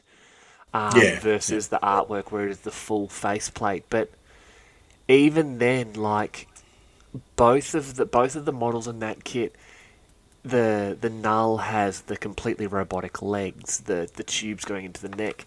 The psyker has the robotic arms. Like, I genuinely believe these are leftovers of people bonded into prosthetics that allow a house tie to control them from the spire. So they're able to be sent out, but they have that final kill switch of, just in case, I can stop this going too far. You are totally convincing me on this. Like, having looked at the models, and the fact that there's so many bolt-on bits, the fact that it's so much effort has been put into really dehumanize the face in a way. It becomes a mask of terror. It becomes an almost like an automaton sort of thing. Yeah. I'm with you. I think that they're particularly the Onmyoto Coven is something that they actively decide, okay, you're Psykers, but you're no longer able to do the particular roles that we want you to do, but we're going to put you into our telepath and our null areas. Maybe these Psykers are pushed so hard, especially the null, as we've discussed, are pushed so hard that there is very little left of them. And, they need to be built, they need to be reformed. And for them to be able to function and behave appropriately, maybe they share another mind with somebody who is more, I guess, cognitive. You know what I mean? So somebody who's more aware of what's going on around them, who needs to track and hunt down information. Because if it was just left to them on their own, they're almost like a drooling mess. They're not quite all there. And so they wouldn't be able to achieve the missions and tasks that they've been set out to do. Yeah, no, you've got me on board with this. I think these are shadows of what they originally began as. Yeah. Nice. Terrifying. All right. Let's close off House Tie with our gang ideas. Look, gang ideas. I've got a few, but do you know what? I want to hear yours first. Actually, you've swayed me with your idea that they're part Welsh. And there's particularly, you swayed me with the idea of the Onmyoto Coven as well. What they really oven? No, I said Coven. Okay. Yeah. So, please. What's your gang idea to start us? So the idea for my gang actually comes from this here. Like the sons and daughters of most noble houses, young ties are sent in Spira teams to the Underhive, teams of 7 young nobles in House Tie custom, to prove themselves tough and resourceful enough to take their place among the ruling families. And in preparation for the hunt, the young nobles learn the rudiments of combat in their hunting rigs during practice bouts with each other and members of the House Tie militia. Now, I am going to be leaning on the Welsh-Japanese fusion a lot for this idea. Now, I'm just going to quickly, I'm going to look up traditional Welsh names. And I'm going to look up traditional Japanese names. And I am thinking of this. So you're going to have, at the head of this gang, 2 or 3... you're going to have a House Tie noble, who we're going to call Mifamwe Matsumoto Tai. So we're going to pull these names together, and then we're going to have her younger brother, who will be Bryn Daichi Tai. Daichi. And then their baby sister, Alwyn Akiko Tai. So I don't mind that name. Alwyn Akiko. That's a good one. Welsh-Japanese fusion is the way of the future. Yes. Now, I'm going to do them up almost like Spirers, but not Spirers. I'm tempted to run them most likely as Escher for the speed. Maybe Olwen will be like a Death Maiden. Who was the other one? What was his name? Bryn. It was Bryn. Bryn will be just a regular champion, Yeah. with Mafamwe being the gang queen. Yeah. And in regards to their weaponry, I'm going to do them lots of pistols, lots of close combat, long swords, but shields, bucklers, and I'd want to paint them up in that Celtic Brighton style with the shields, with the swirling patterns, but then very Japanese style armor pieces. So they'd have the big sort of like cool. samurai style shoulder pads, or the fluted armor and that sort of thing there. Yeah. But the rest of their gang would be made up of that House Time militia. So they would be your las guns and auto guns. Because they're not trained in the same methods as the House Tie. They're not, because these three siblings are getting ready to take their steps towards Spira suits. So they have to prove 100%. themselves worthy for combat against the lessers. So they're going to the Underhive to basically just, I don't know what the Welsh national sport is, just being awful. But they would be going down there to the Underhive to take part in that, because that will show the rest of their house that they are honourable enough to actually deserve the Spire suits. So then they can train in that to then go to... So this is your pre-training to your training sort of thing. So you go down there, you claim X amount of skulls, you write up X amount of, I guess, sagas that you've done. Correct.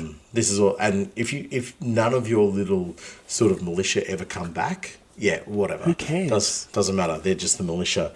Yep. So as long as whoever's sent down there, let's just call it a leader and two champions, as long as they come back, that is the only concerning factor. But they need to also come back with notoriety attached to them as well.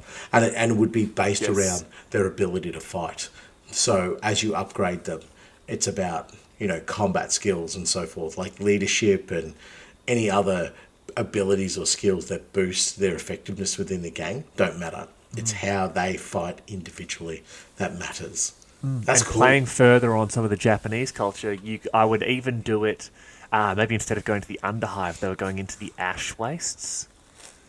They'd be hunting nobles and mutants and that sort of stuff. Yeah. And you could call the militia the Ash Igaru. That's good. Ashigaru were feudal Japanese infantry who worked for the samurai. But that is very, very good. I like that. You could do them up almost as retainers for these nobles, like, where they would be carrying spare weapons and that sort of thing. And it's very, you could do it almost like in that samurai fashion. What would you call the gang? The Delilahs, I suppose, working on some of our. Some more of that Welsh side. I'm going to listen to a lot of Tom Jones this week, I think. Yeah. But I think that would be a lot of fun. Like, it would be very cool to play up some of the, like, you could do, because as they become sort of, quote unquote more noble, they seem to be heading into more of the Japanese, the Nippon aspect. So what's to say when they're younger? Nihon, sorry. Yeah. They're heading into more of the Nihon aspect. Nippon was... Japan. No, it was Japan, but it was the old world. It's what they called... That's right, yeah. There was Nippon and Cathay. But you could... What's to say, like, a Thai brat gang aren't going to be these sort of, like, dystopian Celts, where they're wearing the tartan and they're carrying the axes, and sort of it's their their Rumspringer before they sort of come into. Now I'm talking about Pennsylvania Dutch. Before they come into the sort of the society. What's to say they aren't embracing that more barbarian aspect of their ancestry? Almost like the Wild Runners from House Escher. Yes. It's sort of like Perfect. Yeah. I would do like wild cousins of the true noble house, and they'd be throwing axes, and they'd be real like patchwork metal armor, sort of like you see some of the reliefs in that of Yeah. the Celts who'd fought the Romans, and they were stealing only sections of armor because they're like, all this heavy armor makes me slow. I go to battle naked except for a breastplate, 3 axes, and the blood of my enemies. Like, Yeah, exactly. yeah, No, that's my gang I idea. really The Delilahs, I like the Wild Runner idea. named as well. after Like, an just ancient queen of their people. Oh, really? Okay. I have no idea. I just know okay. it's a Yep, good fair Tom enough. Jones song.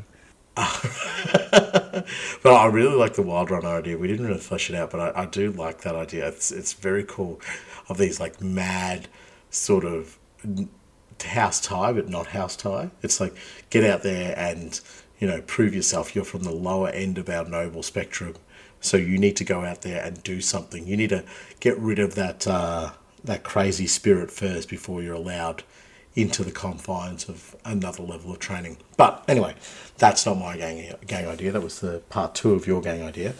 My gang idea is actually, and you're going to love this, it's Psyker Hunters. Oh God! But listen to me. It's very, very specific, right? Listen to me. I guess listen to me. Okay. Yeah, Okay. right. It is a group of nobles from House Ty that actually go into their own compounds, and when Psyker's turn, when the we'll call it the production line, something has gone wrong. When that fails, and when there is a Psyker on the loose or something has gone particularly awry, they send in this team, and this is the team that goes and kills everything in that establishment.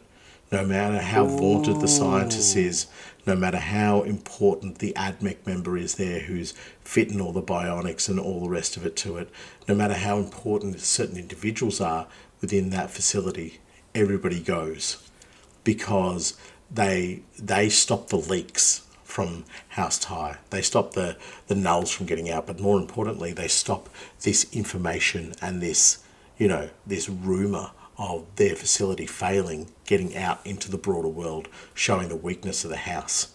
So this team is, I'm sort of thinking Venator straight off the bat, but I haven't done enough research on it because we've been doing the episode, but like some sort of like Aegis suit or null suit, everybody in the gang has it.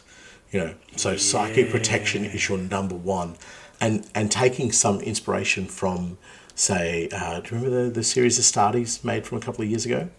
Where I've never seen it. have you never seen Astartes? No. Oh, bro, you need to see Astartes. I will not be shocked if our fans turn on you with vigour for not having watched Astartes at any stage. But basically, they come up against 2 Psykers, and they almost have the bolt weapons and so forth don't really work. So the Space Marines try to kill them. So eventually one of them manages to get forward and performs a close combat attack on the Psyker, and that's what breaks the control, and then they're able to kill them. Spoilers. By the way. Okay. But that's the way I see this gang. It's very up close and personal. They understand that, like, long range shooting and all that, like, if you keep range between yourself and a Psyker, you're probably going to get in trouble here. Like, they're going to be able, once you start shooting at them from long range, they're going to know that you're there. Yes. And they're going to start, like, being able to react to you. So they try and move up close and personal and kill them at very, very short ranges. So lots of pistols, flamethrowers, things like that. Lots of close combat weapons. You know what I would give this gang? What's that? There's that armor, the Mantle Malefica. Okay. Yep. It gives you a save, against psychic powers. Yeah, So perfect. if someone goes to like use a psychic power against you and you make the save, I don't know. Does it? I think it just makes it like that it doesn't work against you. So they've still cast it. So Yeah. if they've cast like a flame template and it hits all of you, you wearing the Mantle Malefica go, oh, rolled my save. I think it's like 4+. You Yeah, roll okay. your 4+, and you just go, I'm fine. These guys, they're all on like hellfire. That's funny. I'm absolutely fine. But also, I can picture this gang having a bunch of like Gyrinx cats, the weird psychic cats. Oh, yeah. The pets. Yeah. Yes, I yes, think yeah, perfect. I think that would be really cool. But you could do what is it? You could get like the it's the trinket, the hexgrammatic fetish. Yes. Yep, Yes, like- yes, yes, yes, yes, yep. Especially because you're Venators, because they're like, this is all like rare 10, rare 11, I think. And this is the mindset of going to the Venezuela. You get to pick really esoteric weapons and things that people don't normally get. And the whole reason is they are nobles from the house. This is not hired guns. Their loyalty is not something that is being paid for. This is, we need to protect our resource here. And so they're not just sending, a captain of the guard with a few like, loyal retainers. They're sending nobles in there. Every single member of the gang is a noble in some way, shape, or form. But the key, like, definitely have the cats around, but the key other factor is they have Psykers in their gang as well. They absolutely have Psykers. They're like, we're going to come up against things, and we have come up against things that are too powerful for us to take on just with regular weapons, because we're building these things to become powerful, and one of them got off the chain. Yeah. So we have Psykers with us who can actually combat them. And even if they can only combat them for a moment, maybe they burn up in some sort of warp fire, that distraction is enough for us to get close and wipe out these abominations we've created. You know what else you need? That the crossbow. You can get the crossbow bolters. the stake, the stake crossbow from the what were they? The witch hunters. Yes. I can imagine, because for what you're saying, this sounds almost inquisitorially authorized. I can imagine this gang having access to some proper Inquisition gear, or at least Inquisition style gear, because they genuinely are in charge of all the Psykers on Necromunda. Yes. Okay. Yeah. Because they're not just hunting their own Psykers. I see what you're saying. They're not just hunting their own Psykers. They're hunting rogue Psykers. Okay, so that was like, okay, how do you play this gang? This gang plays out in the world in a campaign by hunting other Psykers. Yes. Do you know what I mean? This is an elite house team that goes off and tracks down the worst of the worst. When other houses, when other nobles are like, we've got a real psychic problem here. All right, who are you going to call? House Ty. Da-da-da-da-da-da. But anyway, The Delilahs. No, that was a Ghostbusters I'm thing. calling your gang the Delilahs instead. I've changed my mind. No. They're going to be called the Pussycats. And they go, No, hey, the Joneses. what's new, Pussycats? The Joneses, because I think Jones is like the most common name in Wales as a surname. Is it really? Yeah, pretty sure. That or Williams. Yeah, Williams. Yeah, I like that. We learn a lot about Wales on this. We've podcast. learned a lot about Wales. But we're not supposed to. So, No. but yeah, that's my gang idea. Elite. This is the first time psycho one of your hunters. gangs that hunts what we were talking about is actually good. Are you for real? Yep. No, Yep. you're silly. No. Name one that's been better than that, because that was actually awesome. I'm really liking it. I would love to see some, and I'd love to see all the weird crap that they'd have. They'd have all the little fetishes and the charms, Aquila, like etchings on their armor, and like the necklaces, Protective scripts. Yes. It says written all over there. So the thing with them is superstition is real with them. Oh, yeah. You know, if you hear a whispering in your dream, you don't disregard it as a whisper in my dream. You wake up, you tell the leader, and we start doing like a basic psychic interrogation of you to find out what the fire truck was that. You know Yes. what I mean? So they don't just disregard the knock at the random knocks and sounds at night. Everything is to be alerted to. So, Yeah, but no, and they'd have all I those like little my hunter spies games. that would be like, "Hey, there's been a lot of reports of psychic activity here," and it's just, yeah, we're gonna go have a look. They go in there and they know they're hunting witches, they're hunting psycho mutants. Yeah, I love this. I love this. It's one of my best It's up there hunter with games. Cult of the Bolt.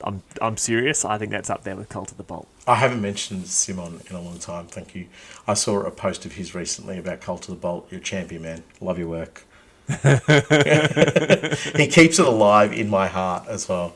Right. Anyway, moving on to other cool things.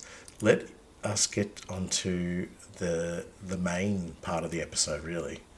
House Van Sar. So, the tale of Van Sar starts thousands of years ago. Oh, okay. What? All of our audience is asleep now. Well done. Right. No, let's talk about the mighty House Co-Iron. The matriarchal line of House Co-Iron can trace its lineage back thousands of years on Necromunda, though its survival for such a long time is often put down to the double dealings of its nobles and their knack for picking the winning side more often than not. The truth is, Co-Iron endures because of its faith.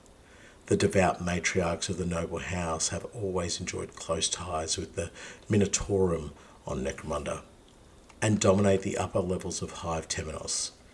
Much of their wealth tied up in the Grand Cathedral at its peak and the countless pilgrim trails and shrines that crisscross the planet below. There are even rumours that the house was founded around the same time as the Adeptus Sororitas during the Age of Apostasy. And somehow the two are linked. Certainly the noble women of Co-Iron enjoy the confidence of the Sororitas mission on Necromunda, and many of their daughters end up joining the ranks of the Battle Sisters.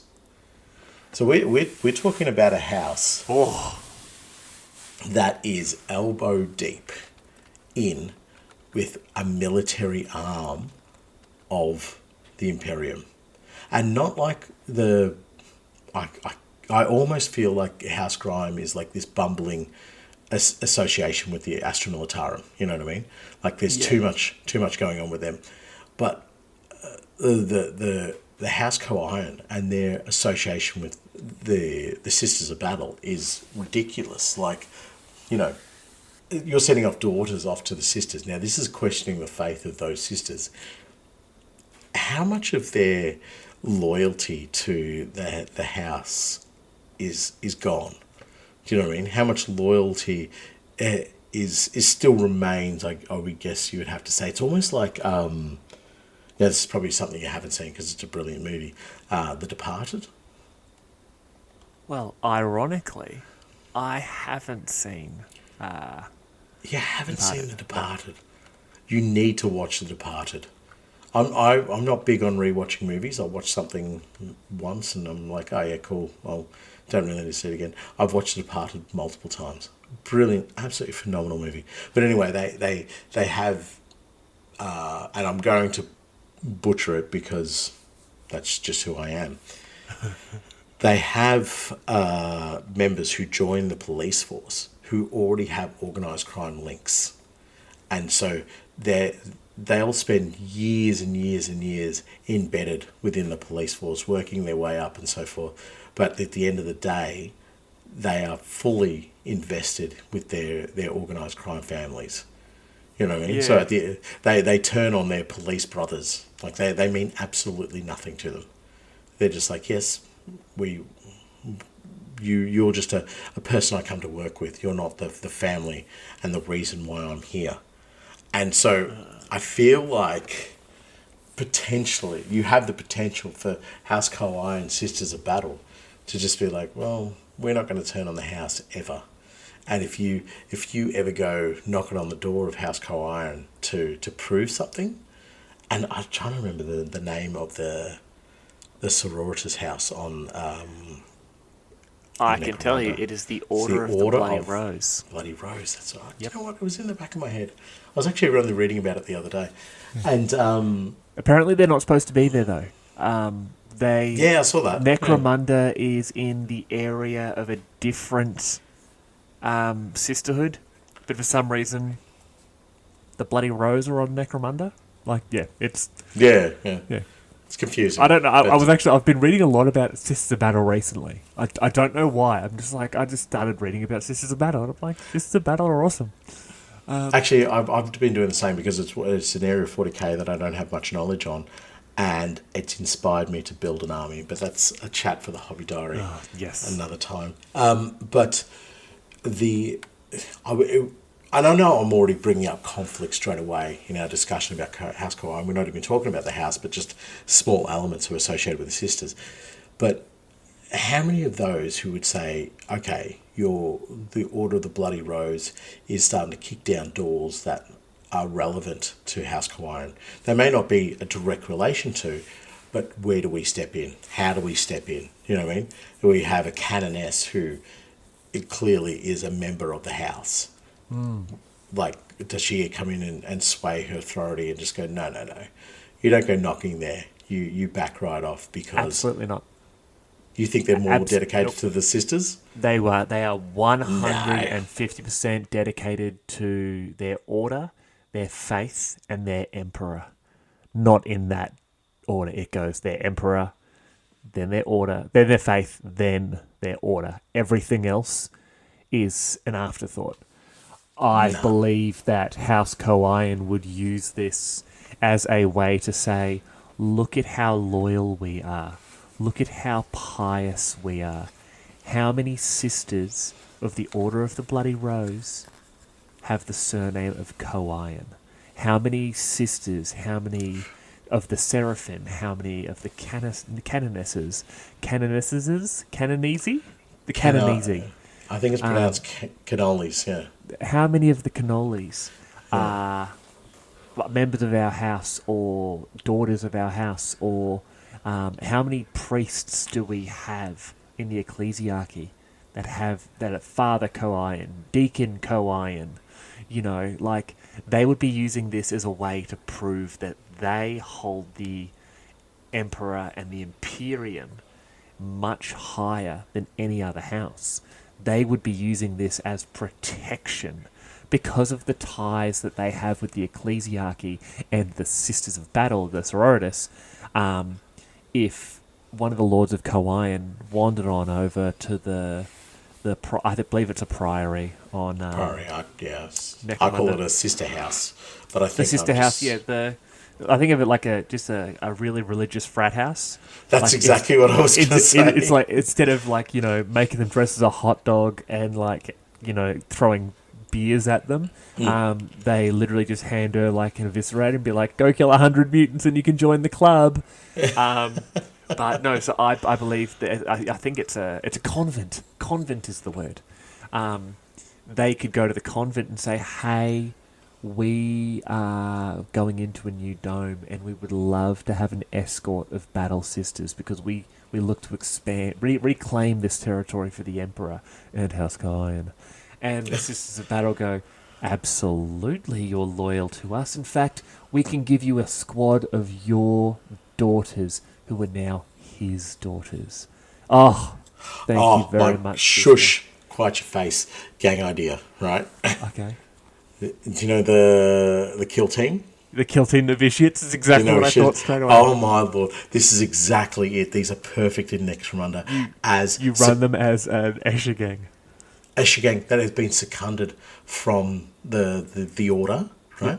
Yep. And saying these are all effectively, they're all battle sisters, have them, and they are religious bonkers nutters. You literally send them down as novitiates, make the gang queen the sort of the older sister who is literally training them. So you're literally just using it out of the box. Yeah. You could do one of them maybe as a Repentia, which would be your death maiden. Maybe they bring the Repentia along as this was a sister from House Kawaii Yeah, Yep. she will be. Yep. I don't quite understand. I don't quite know the history behind the Repentia, but they use her as an example to the rest. Yes. Like, you fail, this is where you end up. You know what I mean? Yep. And her destiny is to die. You know, but she Well, will no, not die. they don't necessarily. I know that they don't all die. They can, like, and they don't even have to have committed real sins. Their sin could be like, I prayed, but I said, what was the religious schism that occurred where they They mispronounced got the name? Oh, that really irks me because we've talked about it before as well, like beyond that episode. Yeah. It was like Valorans or the Valorons or something like that. But anyway, I understand. Valdorians versus Valdonians? That's it. Yes, that's it. That's Constantine it. That's Valdor. Like, she accidentally said Valdonian instead of Valdorian, and she can declare herself Repentia. And because they do it to seek forgiveness. And they could have this Sister Repentia there in the gang, like, and she's sitting there going, I mispronounced an Imperial Saint. I am not worthy. And and it drives her mental. And that's why she's throwing herself into conflict in that fashion. And these other sisters are looking at her and going, she's so perfect. She's what I aspire to have that much faith. I love this. That was kind of my gang idea as you started talking about the Sisters of Battle, and I'm like, okay, so I'm annoyed at you. Just wait. One more idea. Yep. Ambot penitent engine, but it's not like a proper penitent engine. Oh my god! But it's like it's maybe like not a penitent. I don't know. Again, I don't know enough about them. This is why I've been doing reading about them. But it's like a pain engine where a sister is put inside of that, right? And they use it, but it uses the stats of an ambot, and it's this thing that is like what is it? You know, the spiky cage thing that from medieval torture times, almost like that. Iron Maiden. Iron Maiden, almost have like an Iron Maiden style thing, but the face is still to be able to see, and it may be branded in both the iconography of the order, but also of House Coal Iron as well. Do you remember how I kept forgetting to use what are they called, the like cerebral cranial governors is what they are. Yes. And you would just run in there and be like, nope, you have to flip them off because then you get is it the berserk skill? I think so. I know, but it basically sends them cocoa bananas. Yeah. Yeah. It's basically like friends on for a robot. Yeah, I love that. And you do it up as almost an Underhive. What are the suits called? You just said it. What are the ambots? No, the other one. What would it be playing as from the Sisters of Battle?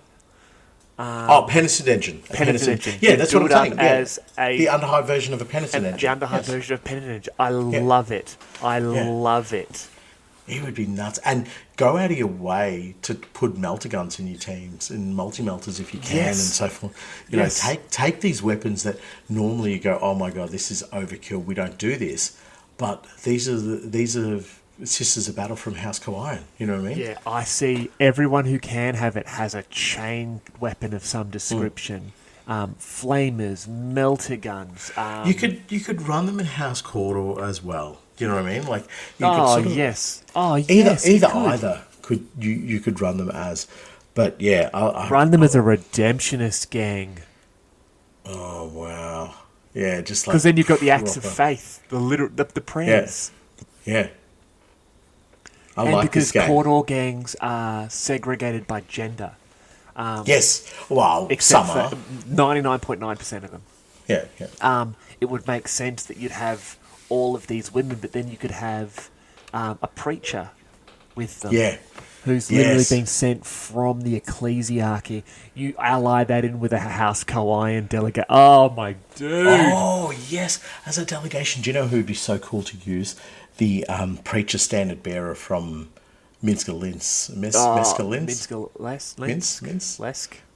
The Lesk. I think that goes on sale next week. I'm not sure. Yeah, I think so. But that creature with a big banner, like get rid of all that, just put a big Imperial Eagle on it, like just so simple. Huge Imperial Eagle. If you need one, there's one on my lawn. But the Eagle would be great. Yeah, that model would be perfect for it. That model would be absolutely perfect for it. I love that. And then you'd have that as your preacher. Just have this this gang that looks like you move out of the way when they come down the street, because they will get you for any type of religious infraction. Yeah. And you have to run them as redemptionists just for the extra prayers. nonsense. The prayers. Yeah. Who's the hanger on they can get? The repentant. Yes. The flagellator. The flagellator. Oh, remember, he has the flails instead of his hands. Yeah, that's like the old school, like the witch hunters used to have them. Yeah, the flagellants. Flagellants. Yes. Yes. Right. Oh man. Okay, let's let. Okay. We've turned this into a Sisters of Battle episode. Yeah. Let's So the do our Sisters of next Battle read. were originally the Brides of the Emperor. So House Kawaiian. So some interesting factoids about House Kawaiian. Count Mightiest Kawaiian was the first son of the Lord Kawaiian, who was betrothed to Dione Yolante, Mad Donna. And unfortunately, he died, and she went crazy and became like a murder hobo. And Hobo-S. Hobes. And Lady Brassus Dien Kawaiian is actually the current Lady Kawaiian. She married the former Lord of Kawaiian, and on his deathbed, he left everything to her. Now, you might not remember this, but she is actually the daughter of Lord Hagen Orlok. So, the head of House Orlok's daughter is currently the head of House Kawaiian. So, can you imagine if in a social situation, your dad had to bow to you? My dad wouldn't.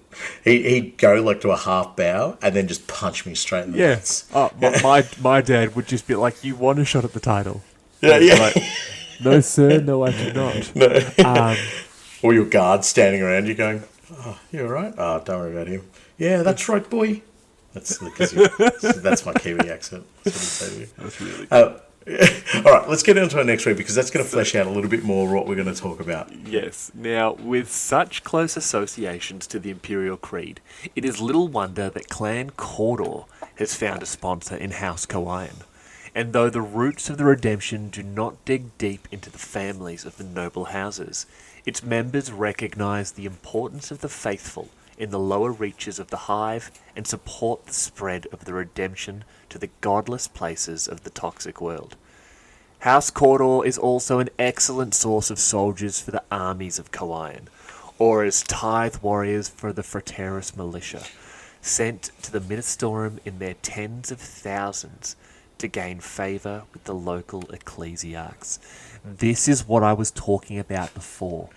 Yep. They're sitting there saying, look at all the soldiers we send to the ecclesiarchy, to the Frateris militia. Which they shouldn't be doing. It's a naughty no-no. Because no, you can. The Frateris militia. But from a technical point, yes, I agree. The Frateris militia is fine, but they shouldn't be doing it. No, it was the. Who was it? The Frateris Templars got banned, not the militia. No, but as I said, they should be banned. But like. They're still doing the wrong thing, and this has nothing to do with House Kawaiian. This has to do with the ecclesiarchy. No, it does. It's religious crazies. I'm ready. Give it to me. All right. Strap yourself in. We're going to go religious crazy then. A proper religious nutter, like screaming on the street corner at 2 a.m. in the morning. You ready for it? That's just me when I'm talking about Van Saar, baby. Right. So let me get started on this. There's a couple of points to make. Firstly, they shouldn't be providing the militia, as I said. There's just no. Second point is the ecclesiarchy shouldn't be accepting them. They should be turning them back. They should be, no, we don't accept that. And thirdly, their support of the redemption is wrong. They shouldn't be doing that either. So openly, this house goes against tenets that, goes against the accepted norm. What do you mean? Well, firstly, the ecclesiarchy aren't supposed to have the fraternius militia, right? Or fraterus militia, whatever you want to call it. Okay, so. Secondly, they shouldn't be supporting the redemption. Okay. Yes. So. And the third point is about the ecclesiarchy. The third point's about the ecclesiarchy, but that's a broader reaching thing, which we'll touch on in a second. So, after the Age of Apostasy, when Sebastian Thor overthrew my boy Goj Vandire, who to this day I still stand by the fact that he never did anything wrong, it was said that the ecclesiarchy could no longer have men at arms, which is when the Fraterus Templar and the ecclesiarchal fleets were disbanded, handed back over. The fleets, etc., were handed back to the Imperial Navy. The Fraterus Templar broke up, and they were no longer armies under the control of the ecclesiarchy. Yes, you are 100% correct. They could no longer have men at arms. Which is why we then have the ecclesiarchy taking more control over the Adeptus Sororitas, because technically, loophole, they're not men. But the Fraterus militia are not maintained by the ecclesiarchy. They are volunteers who simply choose to follow warriors of faith into battles of faith and religion. So that is sort of that. That's no. Let me make a point here. This is dot point one of point one. Dot point two. You're basic, but also no. Go. What were you gonna say? Okay, let me make a point here. Yes. Remember the movie 300? Right? I do very much so. And One of my what's favourite his name? documentaries. Right. Okay. Leonidas decides that he is going to go for a stroll down to the hot gates, and he's going to take a bodyguard with him of 300 soldiers. So, as was his right. Is he taking an army? Absolutely not. He's taking his bodyguard, which is granted to him by the word of law. Yeah, to the letter of the law, he is not taking an army. Correct. But for all intents and purposes, he is taking an army. Yes, he is. Don't try to pull the, is he really? I did not know. But is he really? I disagree. He's not taking an army. He's taking his bodyguard. No, he's taking a force with the intention of using it as an army. Right. That's correct. That's not correct, but okay. It's correct. He didn't go out there... For the sake of argument, let's say it's correct. No. He didn't go out there and happen to stumble upon a fight. He went out there looking for a fight, knowing that the fight was going to come there. But now, if he was able to take 10,000, he would take 10,000. But the ruling council, whatever the case might be, has said, no, you can't march an army out. Or the oracles... Sorry, you can't march an army out. So he's not marching an army out, he's marching his bodyguard out. But he is intending to use his bodyguard as an army. That is the exact same thing as the Fraterus militia. I disagree. It is intended to use as an army. It's not. It is an unarmed rabble who... No, I have to... No, sorry. I've misspoken. They are not armed in the manner of an army. They have weapons. They do have weapons. So and when, I know... No. Hear me out. I know, and our audience is going to be sitting here just being like, why are our daddies fighting? But yeah, we're getting divorced 2 Christmases. So the Fraterus militia. So during Wars of Faith, or during Crusades, or during what are they called? When they're counterattacking or flanking enemy forces, the ecclesiarchy at times will basically say, stand up and fight for the Imperium, fight for the Ecclesiarchy. And they will arm, very basically, from their own stores or from stores taken from planets, they will arm members of their congregations. But once that war is over, once the battle is done, they are no longer an armed force under the control of the Ecclesiarchy. Therefore, they are not men at arms, they are a militia. They are citizens rising up against either their oppressors or a threat from outside the Imperium. Bullshit. Okay. Right, and I say that because imagine you're on the front lines and there's a horde of chaos insurgents attacking, and they're like, "Oh, but that cluster over there, oh, that's the citizenry that has decided to take side with them. Oh, they're not really an army. Oh, no, we don't need to worry about them. They've got like small arms and so forth. Yeah, they're not an armed force. They're not going to get maintained. Don't worry about them. Let's not fight against them."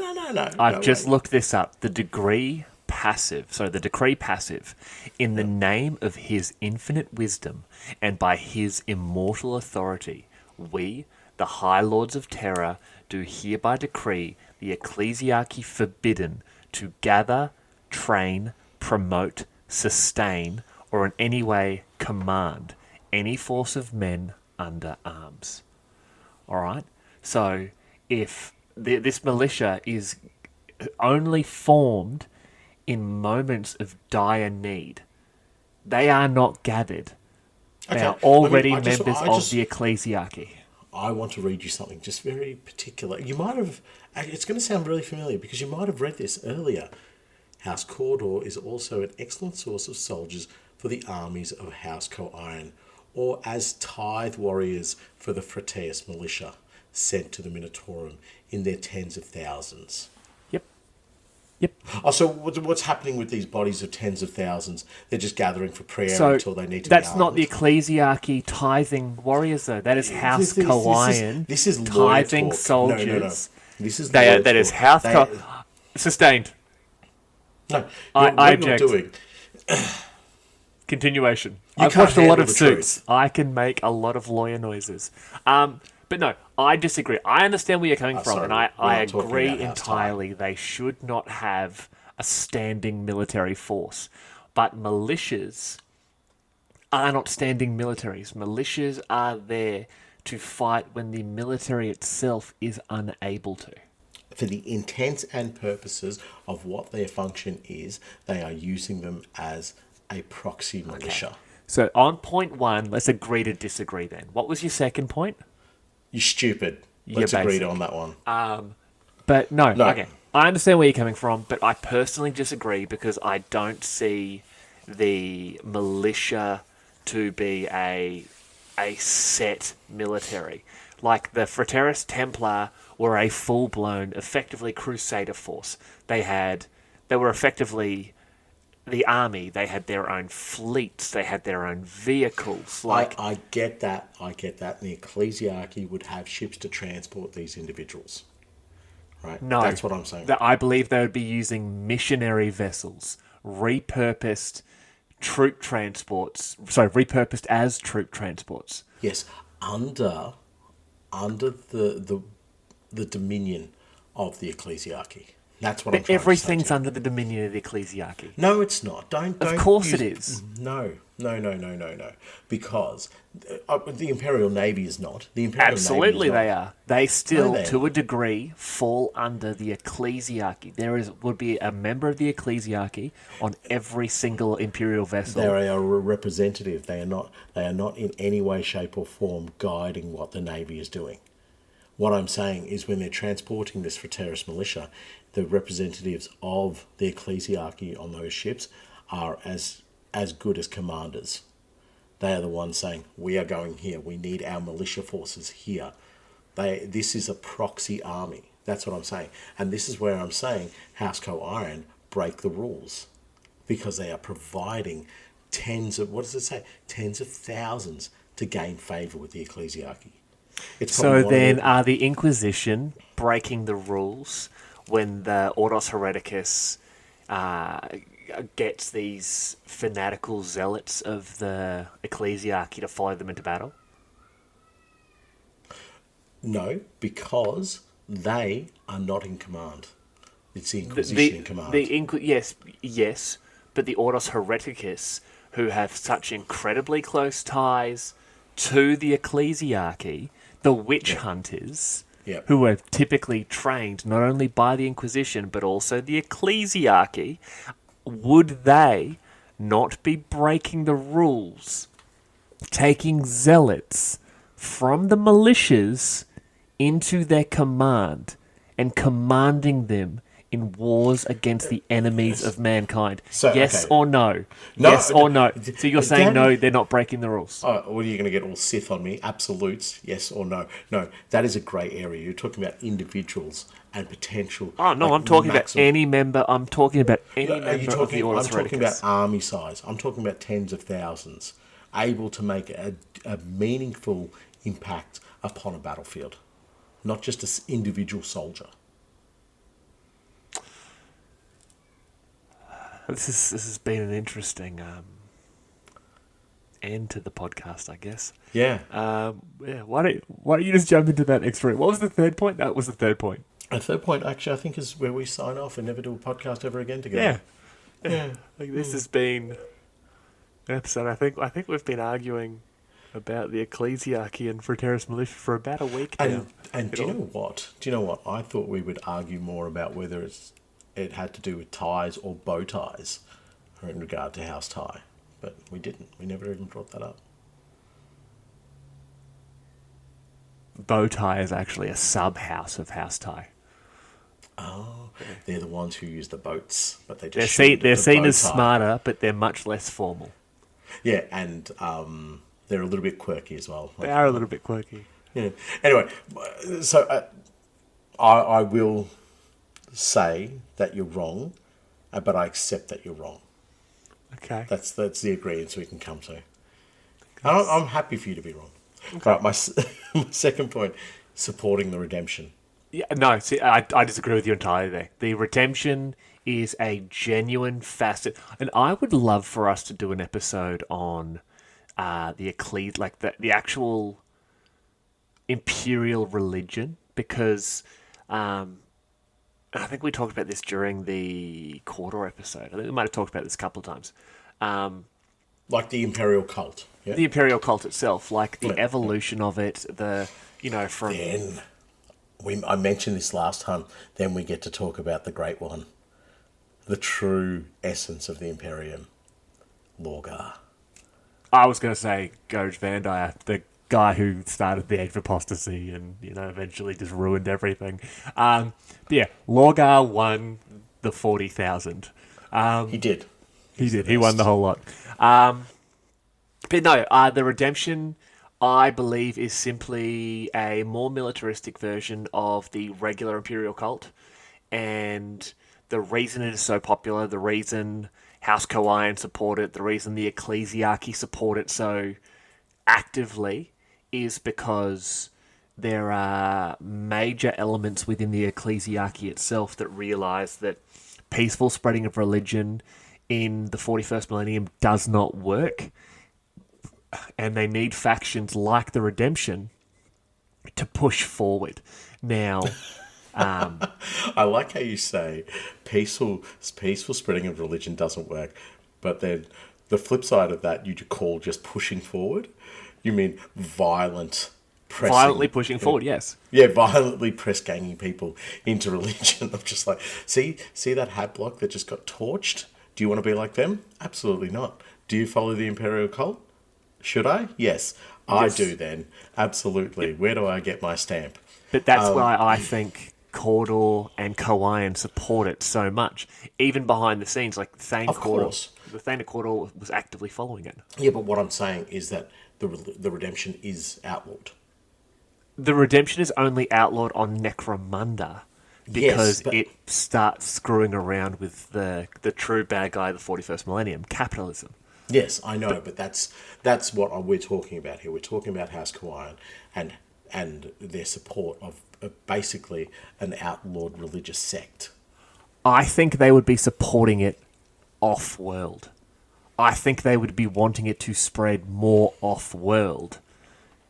Its members recognise though the roots of the redemption do not dig deep into the families of the noble house, its members recognise the importance of the faithful in the lower reaches of the hive and support the spread of the redemption into the godless places of the toxic world.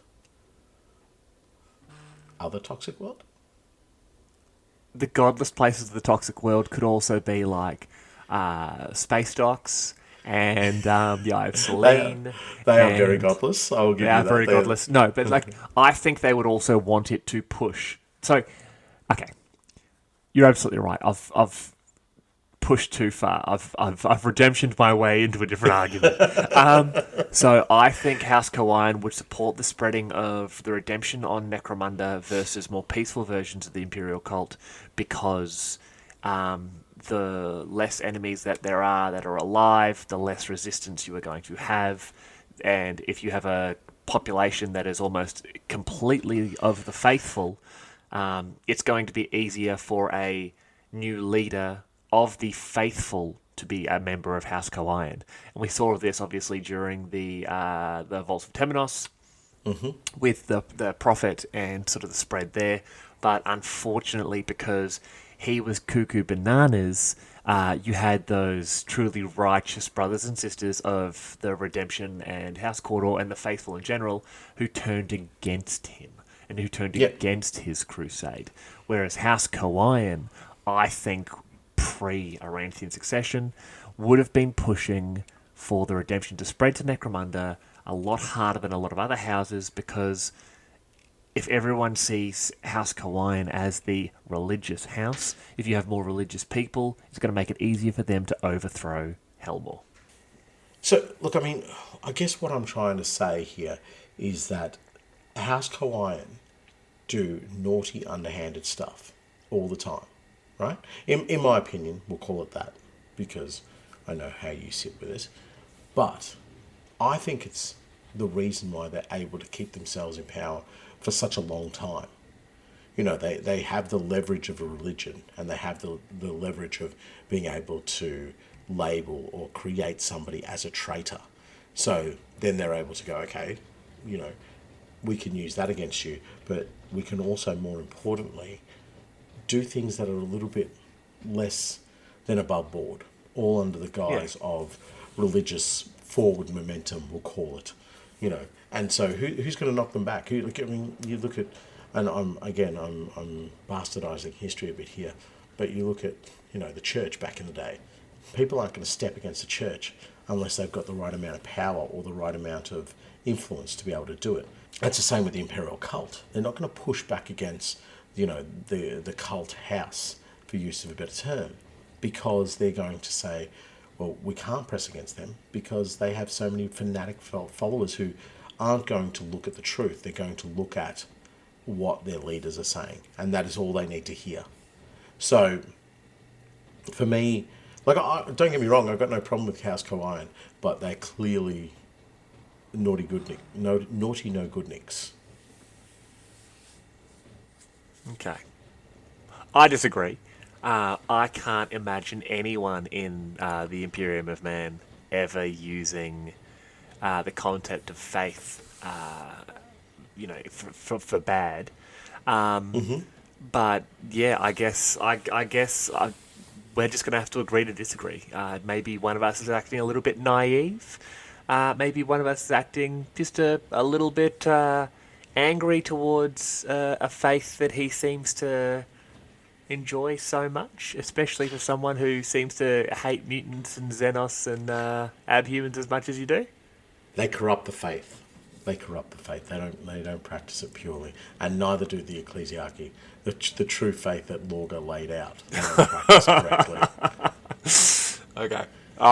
Before we go down, I think we have another read, by the way. Yeah, before we go down that route, how about we jump into your next read? In return for their devotion and their manpower, the pious matriarchs provide the clan house with genuine holy objects drawn from the stores of the Minotaurum, such as blessed battlefield relics like the blood-stained armour of martyrs, or incense made from the ground down bones of missionaries.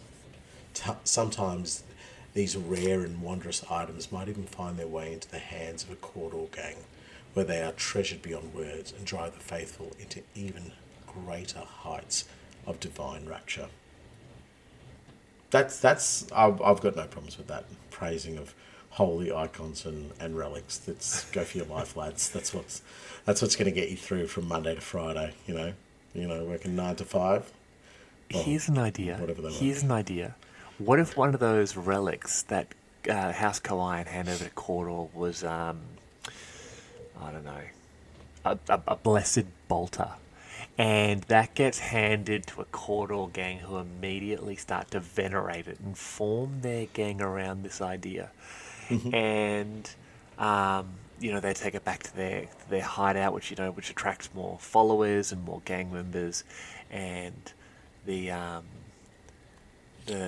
group start to gain a sort of a level of infamy and power around that. You could call them the Bolter Culter.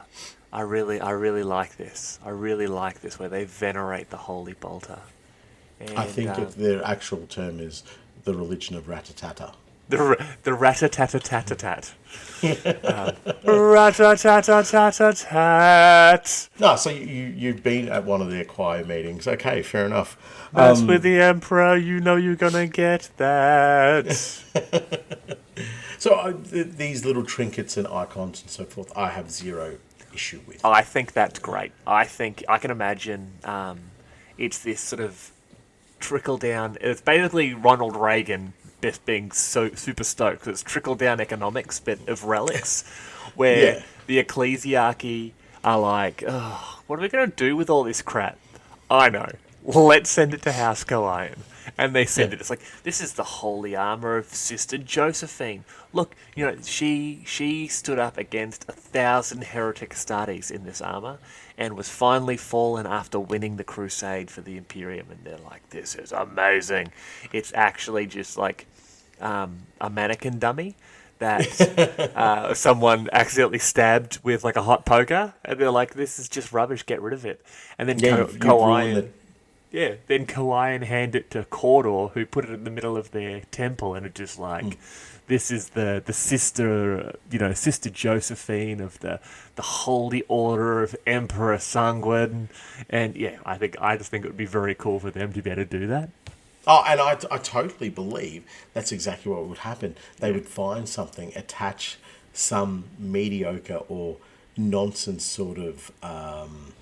I don't know, story or religious sort of reference to it, and then pass it on. And in almost like a reverse game of whispers, this then turns into, the story just gets bigger and grander and more elaborate. And by the time it makes its way down to gang leader, Clubfoot McGintley, they're just sitting there going, oh my God, see this broken shard of metal?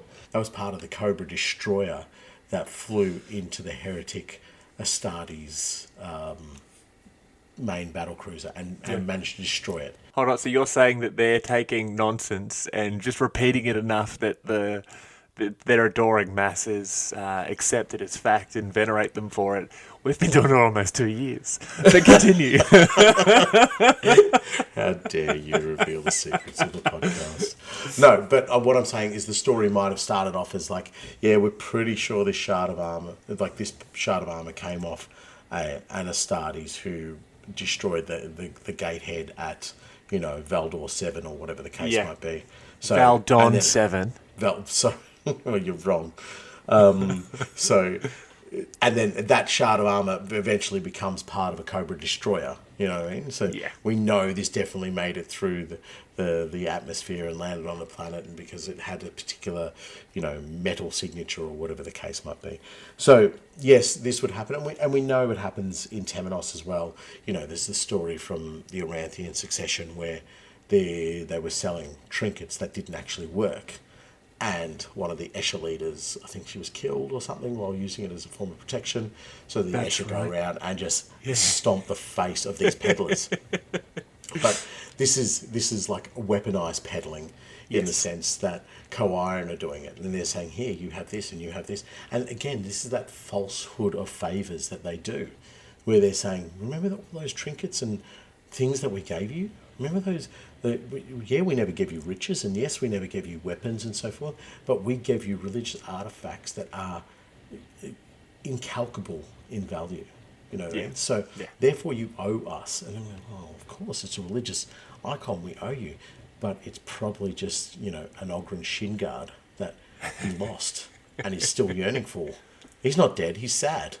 So, yeah, I like this part of the Imperium. Don't get me wrong, this part of the Imperium is a bit garbage, but it's also what gives us the aesthetic that we love.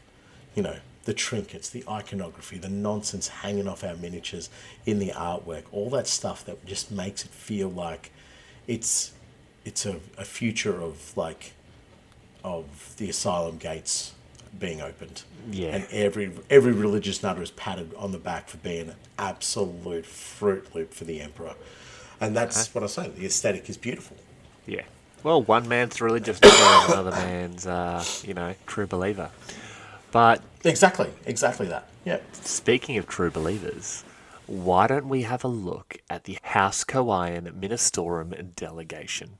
When House Co-Iron wishes to interact with the faithful of the Lower Hive, they will send forth one of their Ministorum delegations. Led by a Prima Materis and defended by a pair of veteran Frateris bodyguard, the delegation wraps itself in the wrappings of the Imperial Creed. On the surface, the Prima Materis is a priestess of the God Emperor, and her blessings are welcomed by the lowly inhabitants of the Hive.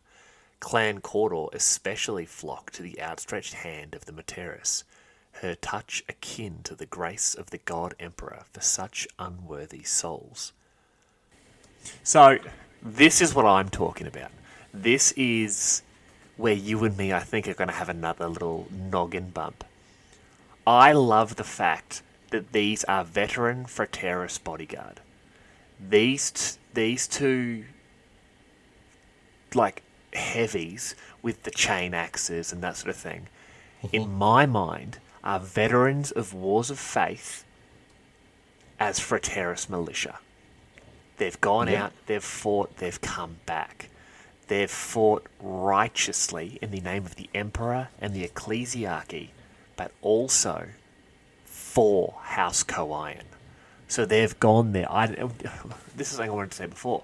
When House Co-Iron send tens of thousands of Frateris militia to the Ecclesiarchy to fight, I believe a lot of it is going to be volunteers who are whipped into a frenzy and told, we can send you off-world to fight for the Emperor, knowing that the majority of them are going to die, but those that come back are going to be perfect, not only to be Frateris bodyguards, but also to be sent down to reinforce the Redemption or House Cawdor in their further wars of, religious zealotry against the other clan houses. They're outsourcing the training, is what you're saying. They're outsourcing the training by effectively throwing them straight into the crucible of battle. Yep. And saying, if you can learn to fight with nothing, because you are not a member of an army, you are a... Wait, did you say with nothing? With nothing. If you can learn to fight with nothing and come back after gaining skills in weaponry or combat tactics or armory or whatever it is, you bring those skills back to Necromunda to fight for House Co-Iron in the under reaches of the Hives. To spread the word of the Emperor. That's why I think they've done it. Yeah, okay, that's fair enough. Who's leading these veterans? Right there, the Prima Materis. No, when they're out in the battlefields. Oh, they'd be fighting in the militia, in the sort of the unled mobs of... The unled mobs. Yeah. Yeah, all right, lawyer the question. Anyway, what were you about to say before I cut you off? When we talked about these miniatures on our video the other week, month, whatever, I didn't realise that the leader was a woman. No, did I. It looks like a crumpled sack. So it does. It looks like a crumpled sack with eyes and a nose. Because they're ancient women of House Koion. House Koion is a matriarchal house. I guess it is now, yeah. Yeah, Now it is yeah. now because, what, Brassus Dien Koion Yeah. is the Lady Koion, but also it goes back to the fact that they emulate the sororitas. So women would Of be pushed course. ahead in station because they're emulating what they love so much. And it even said in that first read, so many of their daughters end up joining the ranks of the Battle Sisters. Which is why the men are rounded up and sent to fight in the militias. Do you think... So you're suggesting that this house is female dominated? Absolutely, it is. It says it right there. I think I that's... believe it is. No, I believe it is led by women because the best thing they can do is to join the Adeptus Sororitas to make themselves just as useful to the house. The men would be volunteering en masse to go and fight in the militias. Are you talking about the house itself? House Or... Koion. Yeah, House Kawan. You're saying the As in men of House... The noble house. I don't think the men are going off to fight. No, For not the Terra's nobles. militia. Not the nobles. The nobles are doing noble things. House Kawaii, the inner family, is led by women. All right? And the daughters, the next generation down, to the left and right of inheritance, the women join the Adeptus Sororitas. A lot of the daughters join to become Battle Sisters. A lot of the men, I believe, would go into the ecclesiarchy. Okay, that's right. what I agree with that. But that next level down, the peasantry of House Koion, they would be the ones whipping these, subsidiary houses, including Cawdor, into joining the militias. Yes, I agree with that. But I think in that third tier, it's a mixture of men and women. I think at the very top absolutely. of the pinnacle, the top Absolutely. of the pinnacle are female representatives, but I think what it is because the jewel in the crown or multiple jewels in the crown would be having a sibling or a daughter Yes, or a yes. cousin that has joined the sororitas. Correct. Right? And has maybe made it somewhere and become something of themselves. And suddenly your station within the house becomes higher up because you have some link with such a pious and devout member of the Imperium. Right. Perfect.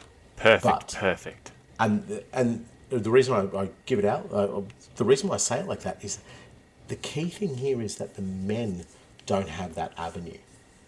Do you know what I mean? No. They can go join the ecclesiarchy, but they can't do what the Imperium demands of you, which is become a religious warrior.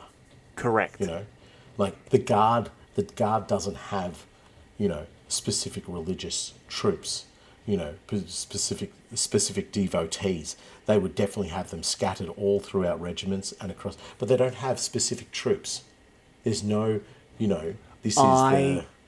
I disagree. I think they could. I think a lot of them, if they were going the guard route, would be looking to join sort of war bands or even peacekeeping forces for witch hunters. Yes, but they're... No.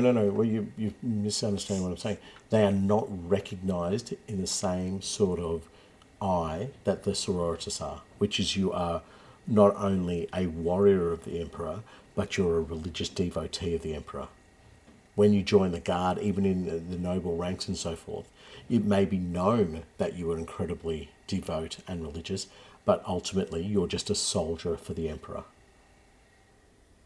Whereas the Space Marines are different. Space Marines, again, they are, uncompromising total weapons of war. And then you take somebody like the Black Templars, who are known for being religious devotees of the Emperor and also warriors of the Emperor. You see what I'm saying? Yes.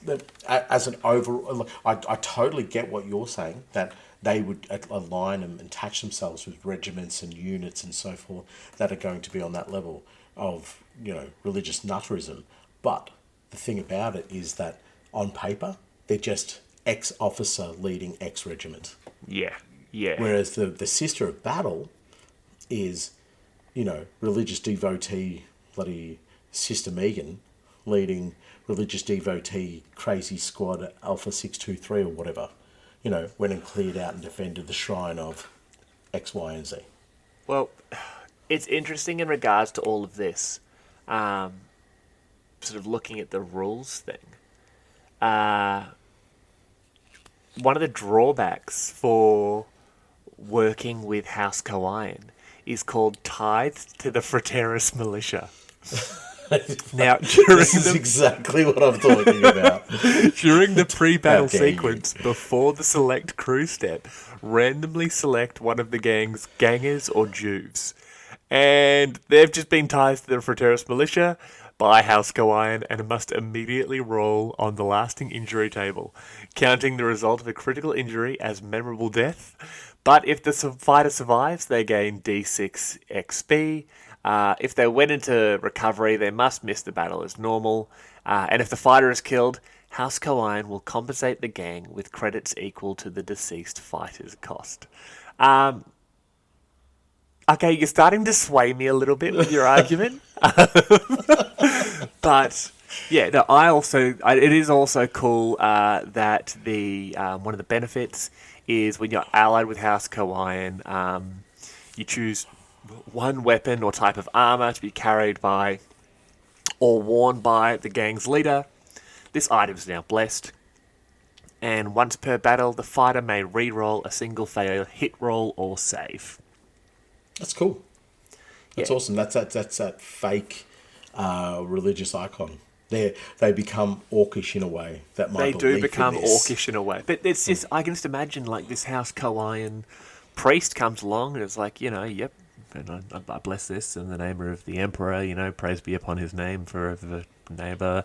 And all of a sudden, it's that weird psychic energy that seems to go around Necromunda. If we believe it hard enough, it becomes true. And, yeah, all of a sudden, my gun shoots just a little bit better. My armour is just a little bit stronger. Like, Yeah, the Emperor is watching me. The Emperor is Yeah. guiding my hand, or reinforcing my armor, so I am protected. yeah, there's totally. also one other drawback where if you lose a battle, the gang's leader begins the next battle with a flesh wound.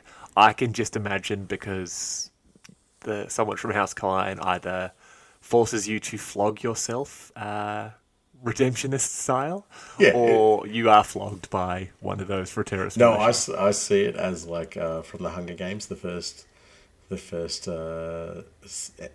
movie, where the games master or whatever it was, had to go into a room and there's nothing in the room except for these berries, and they are the same. At the end of the first one, yeah. Yeah, exactly. So I can imagine the leader going into a room and there's just like a whip, like a self-flagellation whip. It's just like nobody else is in the room. Yep. And you're not coming out until you've established a flesh wound. Yeah, we want to be able to see the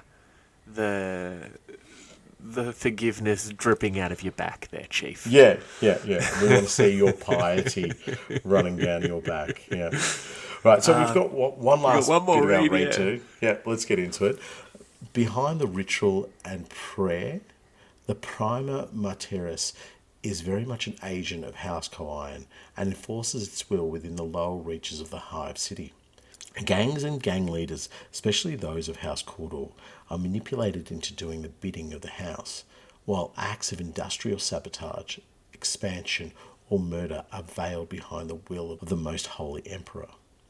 While the Prima Martyris is herself a competent warrior armed with a shock stave and bolt gun, both emblazoned with the symbols of her house, it is the Frateris bodyguard who keep trouble at bay. Veterans of wars of faith often return from off-world. These scarred soldiers wear well-worn armour under their robes and are experts in the use of the chain blades and las guns they carry. So, this highlights something that I mentioned earlier. Their acts of industrial sabotage, expansion, and murder veiled behind the will of the Emperor. So, this is exactly what I'm saying, maintaining the longevity and the notoriety of House Coion is not just through everybody say your 10 Hail Malagosts. No, it's not Malagos. Who was it? That was Malagos the broken. Who was Malagos, the the right? Broken. Yeah, no, who was the right hand of the Emperor? It was... Oh, Malgador the Sigillite. So they're not maintaining their power by going off and saying, go say 10 Hail Malgadors to get you through the evening or whatever, or to forgive your sins. What they're saying is we are maintaining our power, our supremacy, and our longevity through the same acts and underhanded behaviour that all the other noble houses are doing, probably bar House Catalyst, So who catalyse? Yeah, who catalyse everybody. That's their methodology. But it just shows you that they have this capacity to use those underhanded means and always have the trump card of if you are against us, you're against the Emperor, or at least the will of the Emperor. So it leaves them in a very, very powerful position that they, I'm assuming, would exploit to the absolute eyeballs and ensure that anybody who would try to rumble against them would understand that they'd have the weight of the ecclesiarchy, the weight of the imperial house, and the weight of potentially the sororitas on the planet against them as well. And this is not even looking at the redemption, not even looking at House Cawdor. This is the amount that this house can activate is scary, and it's something that we mentioned in the Aranthian Succession. Is that basically if House Cawdor could kick it into gear, they would be the most powerful. They would run the whole planet nigh on overnight. Yeah, exactly, and that is through the methods of everybody believes. Yep. And if you say you don't believe, then you're clearly against us. It's not that you choose not to believe and you go and doing your own thing. You are against us. And I think that would be the same mindset that House Co-Iron would try and set as well. Perfect. Like, I think you've genuinely summed them up so well with that. I am a religious expert, my friend. Yeah, nut job. All right. Same thing. So, here comes the fun part. And you get to go first with this one because these are your freaky deeks in the hooded robes. What is your gang idea for House Co-Iron? My gang idea is go to hell, you. Because my gang idea is a bunch of Fraterra's returned veterans. I should have gone first. So, who have fought with multiple different guard regiments, different Space Marine chapters, other Fraterra's militia from other worlds, all under the guise and leadership of the ecclesiarchy. They are absolutely cocoa bananas, but they all have little fetishes and trophies and so forth that they've gathered from battlefields, but more importantly, gathered from all these different regiments and all these different planets that they fought on. So you would have members of the gang who would have some sort of Attilan reference to them, others with Cadian, others with Death Corps, others with Catachan, Valhallan. Basically a snapshot of as many different regiments as you could pour into one gang. And but the most important thing is they would be a Cawdor gang, but not that scroungy sort of dirty gang, but more like a clearly heavily militarized gang who are just adorn themselves with all kinds of icons and fetishes because they survived, not because of their skill or their ability or the battlefields or the commanders. They survived because of their faith in the Emperor. And so all of these icons and all of these things that they adorn themselves with all represent moments where the Emperor blessed them. Maybe it is a helmet that just hangs from his side that doesn't even wear, but it has a piece of shrapnel that ended up only embedding into the helmet by a couple of mil. So that was the Emperor saying, not today, my good son, you have important tasks to do in your future. And so he holds on to that helmet with its shrapnel still embedded into it. Or you have another with, a bionic arm, but the bionic arm is like almost like a claw, but it is the bionic arm that helped him punched through the throat of a chaos cultist who was just about to knife him through the eye. He goes, I will never replace this bionic arm because this is, it's rudimentary and it's horrible looking, but it is the arm that the Emperor guided me with to be able to save my life upon this planet for my future works. So each and every single gang member will have a story as to how the Emperor saved them. No Jews. No Jews. These are veterans. Okay, so you're talking... okay, but would you... Stop. How are you running this gang? What are they being run as? Because I immediately think redemptionists. Yeah, probably redemptionists, yeah. Yeah, like they'd need the Acts of Faith and so forth. Or Venators. One of those two. Yeah, I anything can't see can be anybody run else. in Venators. Like, Exactly. yeah. Exactly. Yeah. I would probably go more Quarter or redemptionists for this gang. But, yeah, definitely not like Goliath or anything like that. I can't imagine that because I don't think you could match the rules up against with the aesthetic and the outlook of the gang.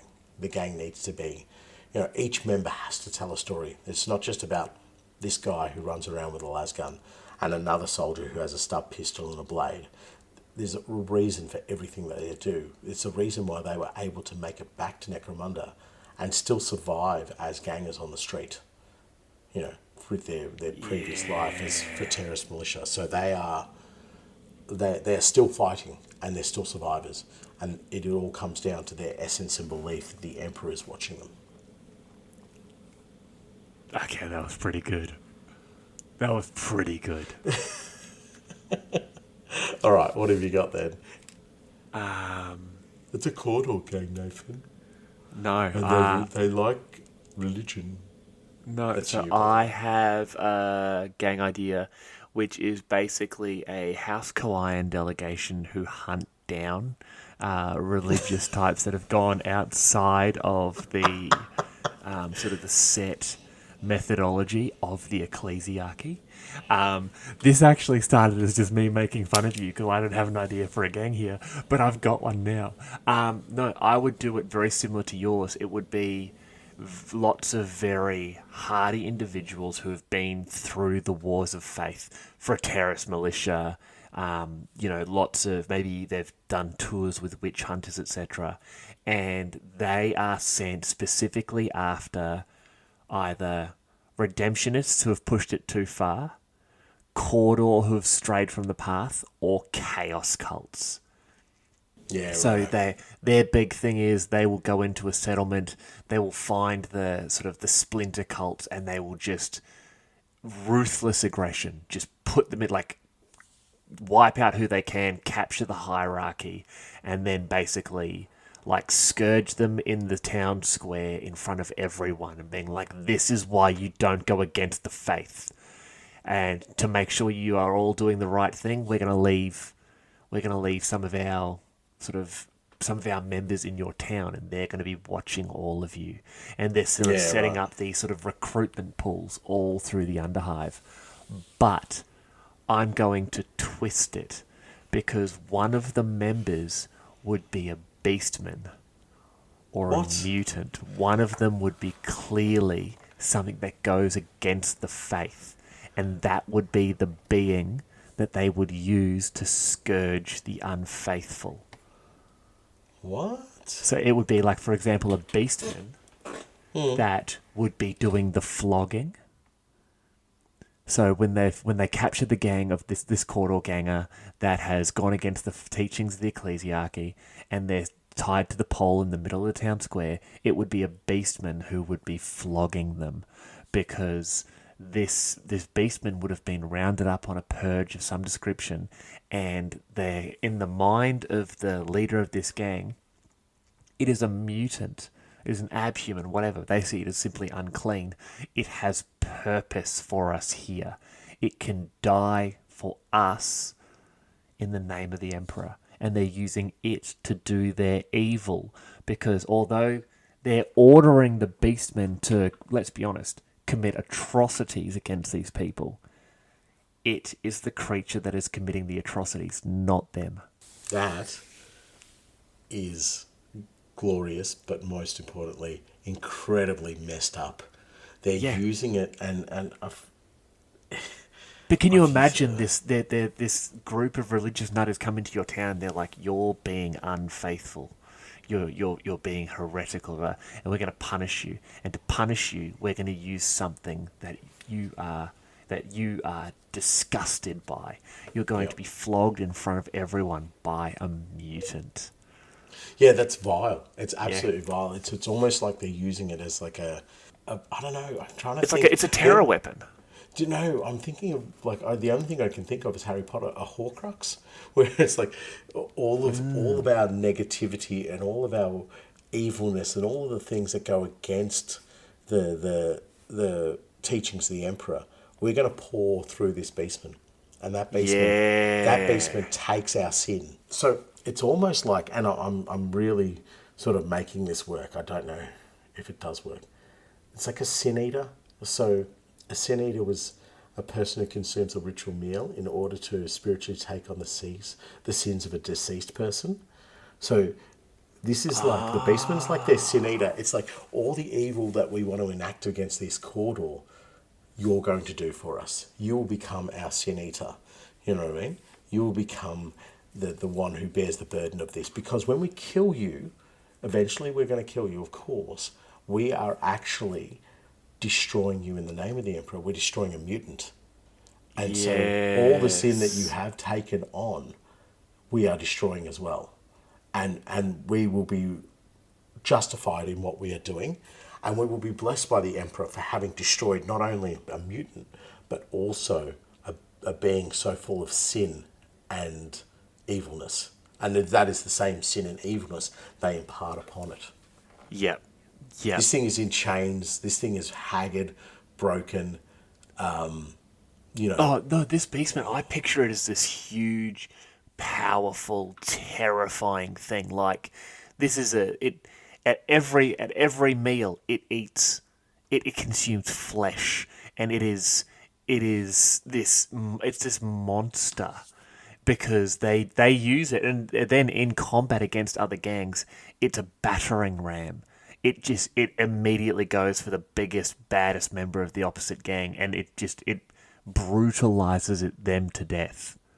yeah, Like right. Okay, they're I setting can this see thing. that. I can Yeah, imagine it draped in like purity seals, but it's also still got chains around its wrists. You know that hang yeah, limply, and yeah, yeah. yeah, I was about to say that. I still see it as chained, as like locked up almost, but yeah, not necessarily. Like you would have to treat it with some form of compassion for it not to turn on you, or at least its mind is so broken that it understands that hurting the gang is hurting the Emperor, and all it's looking for is some sort of redemption in the eyes of the Emperor to say that yeah, yep, I'm a beastman, I'm a mockery of humanity, but maybe the Emperor may give me forgiveness. You know, exactly. we will not give the other beastmen forgiveness because they are pure animals, but I'm more man than I am beast, and therefore I am deserving of this forgiveness. Perfect, perfect. I know. Also, other gang idea, combat engineers. Get stuffed. No. So, I think, I think that's it. I think that's the end of the episode. It has been a big one. It's been a big one. We talked a lot about whales. I've really want to try like fried potato and leek sushi now. I think that'd be really cool. What else? I'm gonna listen to some Tom Jones tonight. When I hang up on you, and what else? Oh, and I'm gonna go and commit religious atrocities against people down the road who believe in a different god. But you know, As is your right to do. yeah, regular Because you Saturday night, believe, really. you believe in the Emperor, so Yeah. it's fine. If you say that to the coppers, you'd be like, "Look, I believe in the Emperor." They'd be like, "Oh, brother, we are so sorry." Yeah, we get Just you. I go got back you, boo. home, Yeah, go back home. Could you just sign this to say we were here? Yeah, absolutely. Just catalyze. Stab, stab, stab. You got me again, you pricks. Okay, so I shouldn't even need to ask you about this, but of the two noble houses we've discussed tonight, who do you think is the worst? Koian? Okay, oh, you son of a... no, that's cool. Do you know what? I do think they are the worst out of the two of them. Oh, they're definitely the worst. They're definitely the worst, but they're also my favourite. It's the paradox I live my life as. Yeah. So, I also love the fact that they're sort of like this huge recruitment pool for both the Adeptus Sororitas, but then the Ecclesiarchy, and just they're just breaking all sorts of laws, just sending thousands of soldiers to the Praetorius Militia. But they're still not technically men at arms. Let's not do it. If you want to hear that discussion, go back about 40 minutes, and you'll hear it. Well. Any closing thoughts before we close this bad boy off with a quote? Look, it has been a big, long chat about, I guess, something that's close to my heart within regard to the 40k universe. But closing thoughts, I think House Koian give you excellent opportunities in games to really skew the narrative, because religion can be such a galvanizing factor. You know, it can really it can turn the good into evil very, very quickly with just a few words or a well-driven mob. And the flip side of that is House High. House High are also an excellent added to a campaign because they use the space magic. And the space magic allows you to create story arcs and pathways that you'd not normally be able to generate. And so I think, both of these houses in particular really open the door for, I guess, asymmetrical storylines within your campaigns. That's my closing thoughts. I really like that. My whole closing thought is I really want to make Welsh-Japanese fusion gangs. What was it? Mfanwe Matsumoto Tai? That I have to make her. What was the other one? Bryn? Like Bryn I don't Akiko remember the surname. something? There was Bryn, and then there was... I can't even remember the last one. I think it was like Dave or something. Dave. Oh, you didn't... I don't think you ever found out. Was it Jones? I think it's Jones or Williams that was the most common. I don't know. That was like 2 hours ago. I don't know. But you see, you need to put a Japanese name first. Like, I don't know, I'm going to pick one that is probably, offensive, but like Akira Jones. Akira Jones. Actually, it's a really good name, Akira Jones. Sounds like a detective. That's a rapper. Akira Jones. Yes, it is too. From the mean streets of Tokyo. Yeah. What's another famous name, Japanese name? Like, I only know football players, so I'm going to say Minamoto, which is a surname, but Minamoto Williams. That's a crap name. Akira Jones. You win. Akira Jones. Done. Mifemwe Matsumoto and Akira Jones. That's your on my Ondo Coven. Done.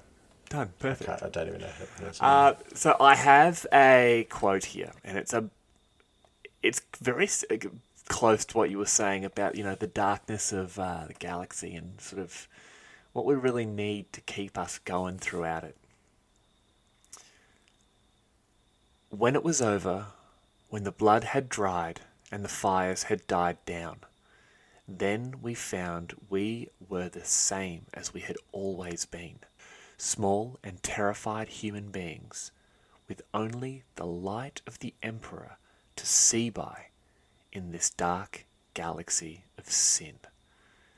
And that is Saint Praxedes of Ophelia 7. And that was our latest episode of the Underhive Lorekeepers podcast. I am Spamiel, and on behalf of the Lorekeeper team, thank you for listening. Please follow us on our social media pages available in the show notes, and don't forget to follow and review us on your preferred podcast platform. As always, if you have questions, complaints, corrections, or if you too would like to join the Praetorius Militia, see the galaxy, and kill heretics with a smile on your face and a song in your heart, please reach out to us at underhivelorekeepers@gmail.com. Thanks.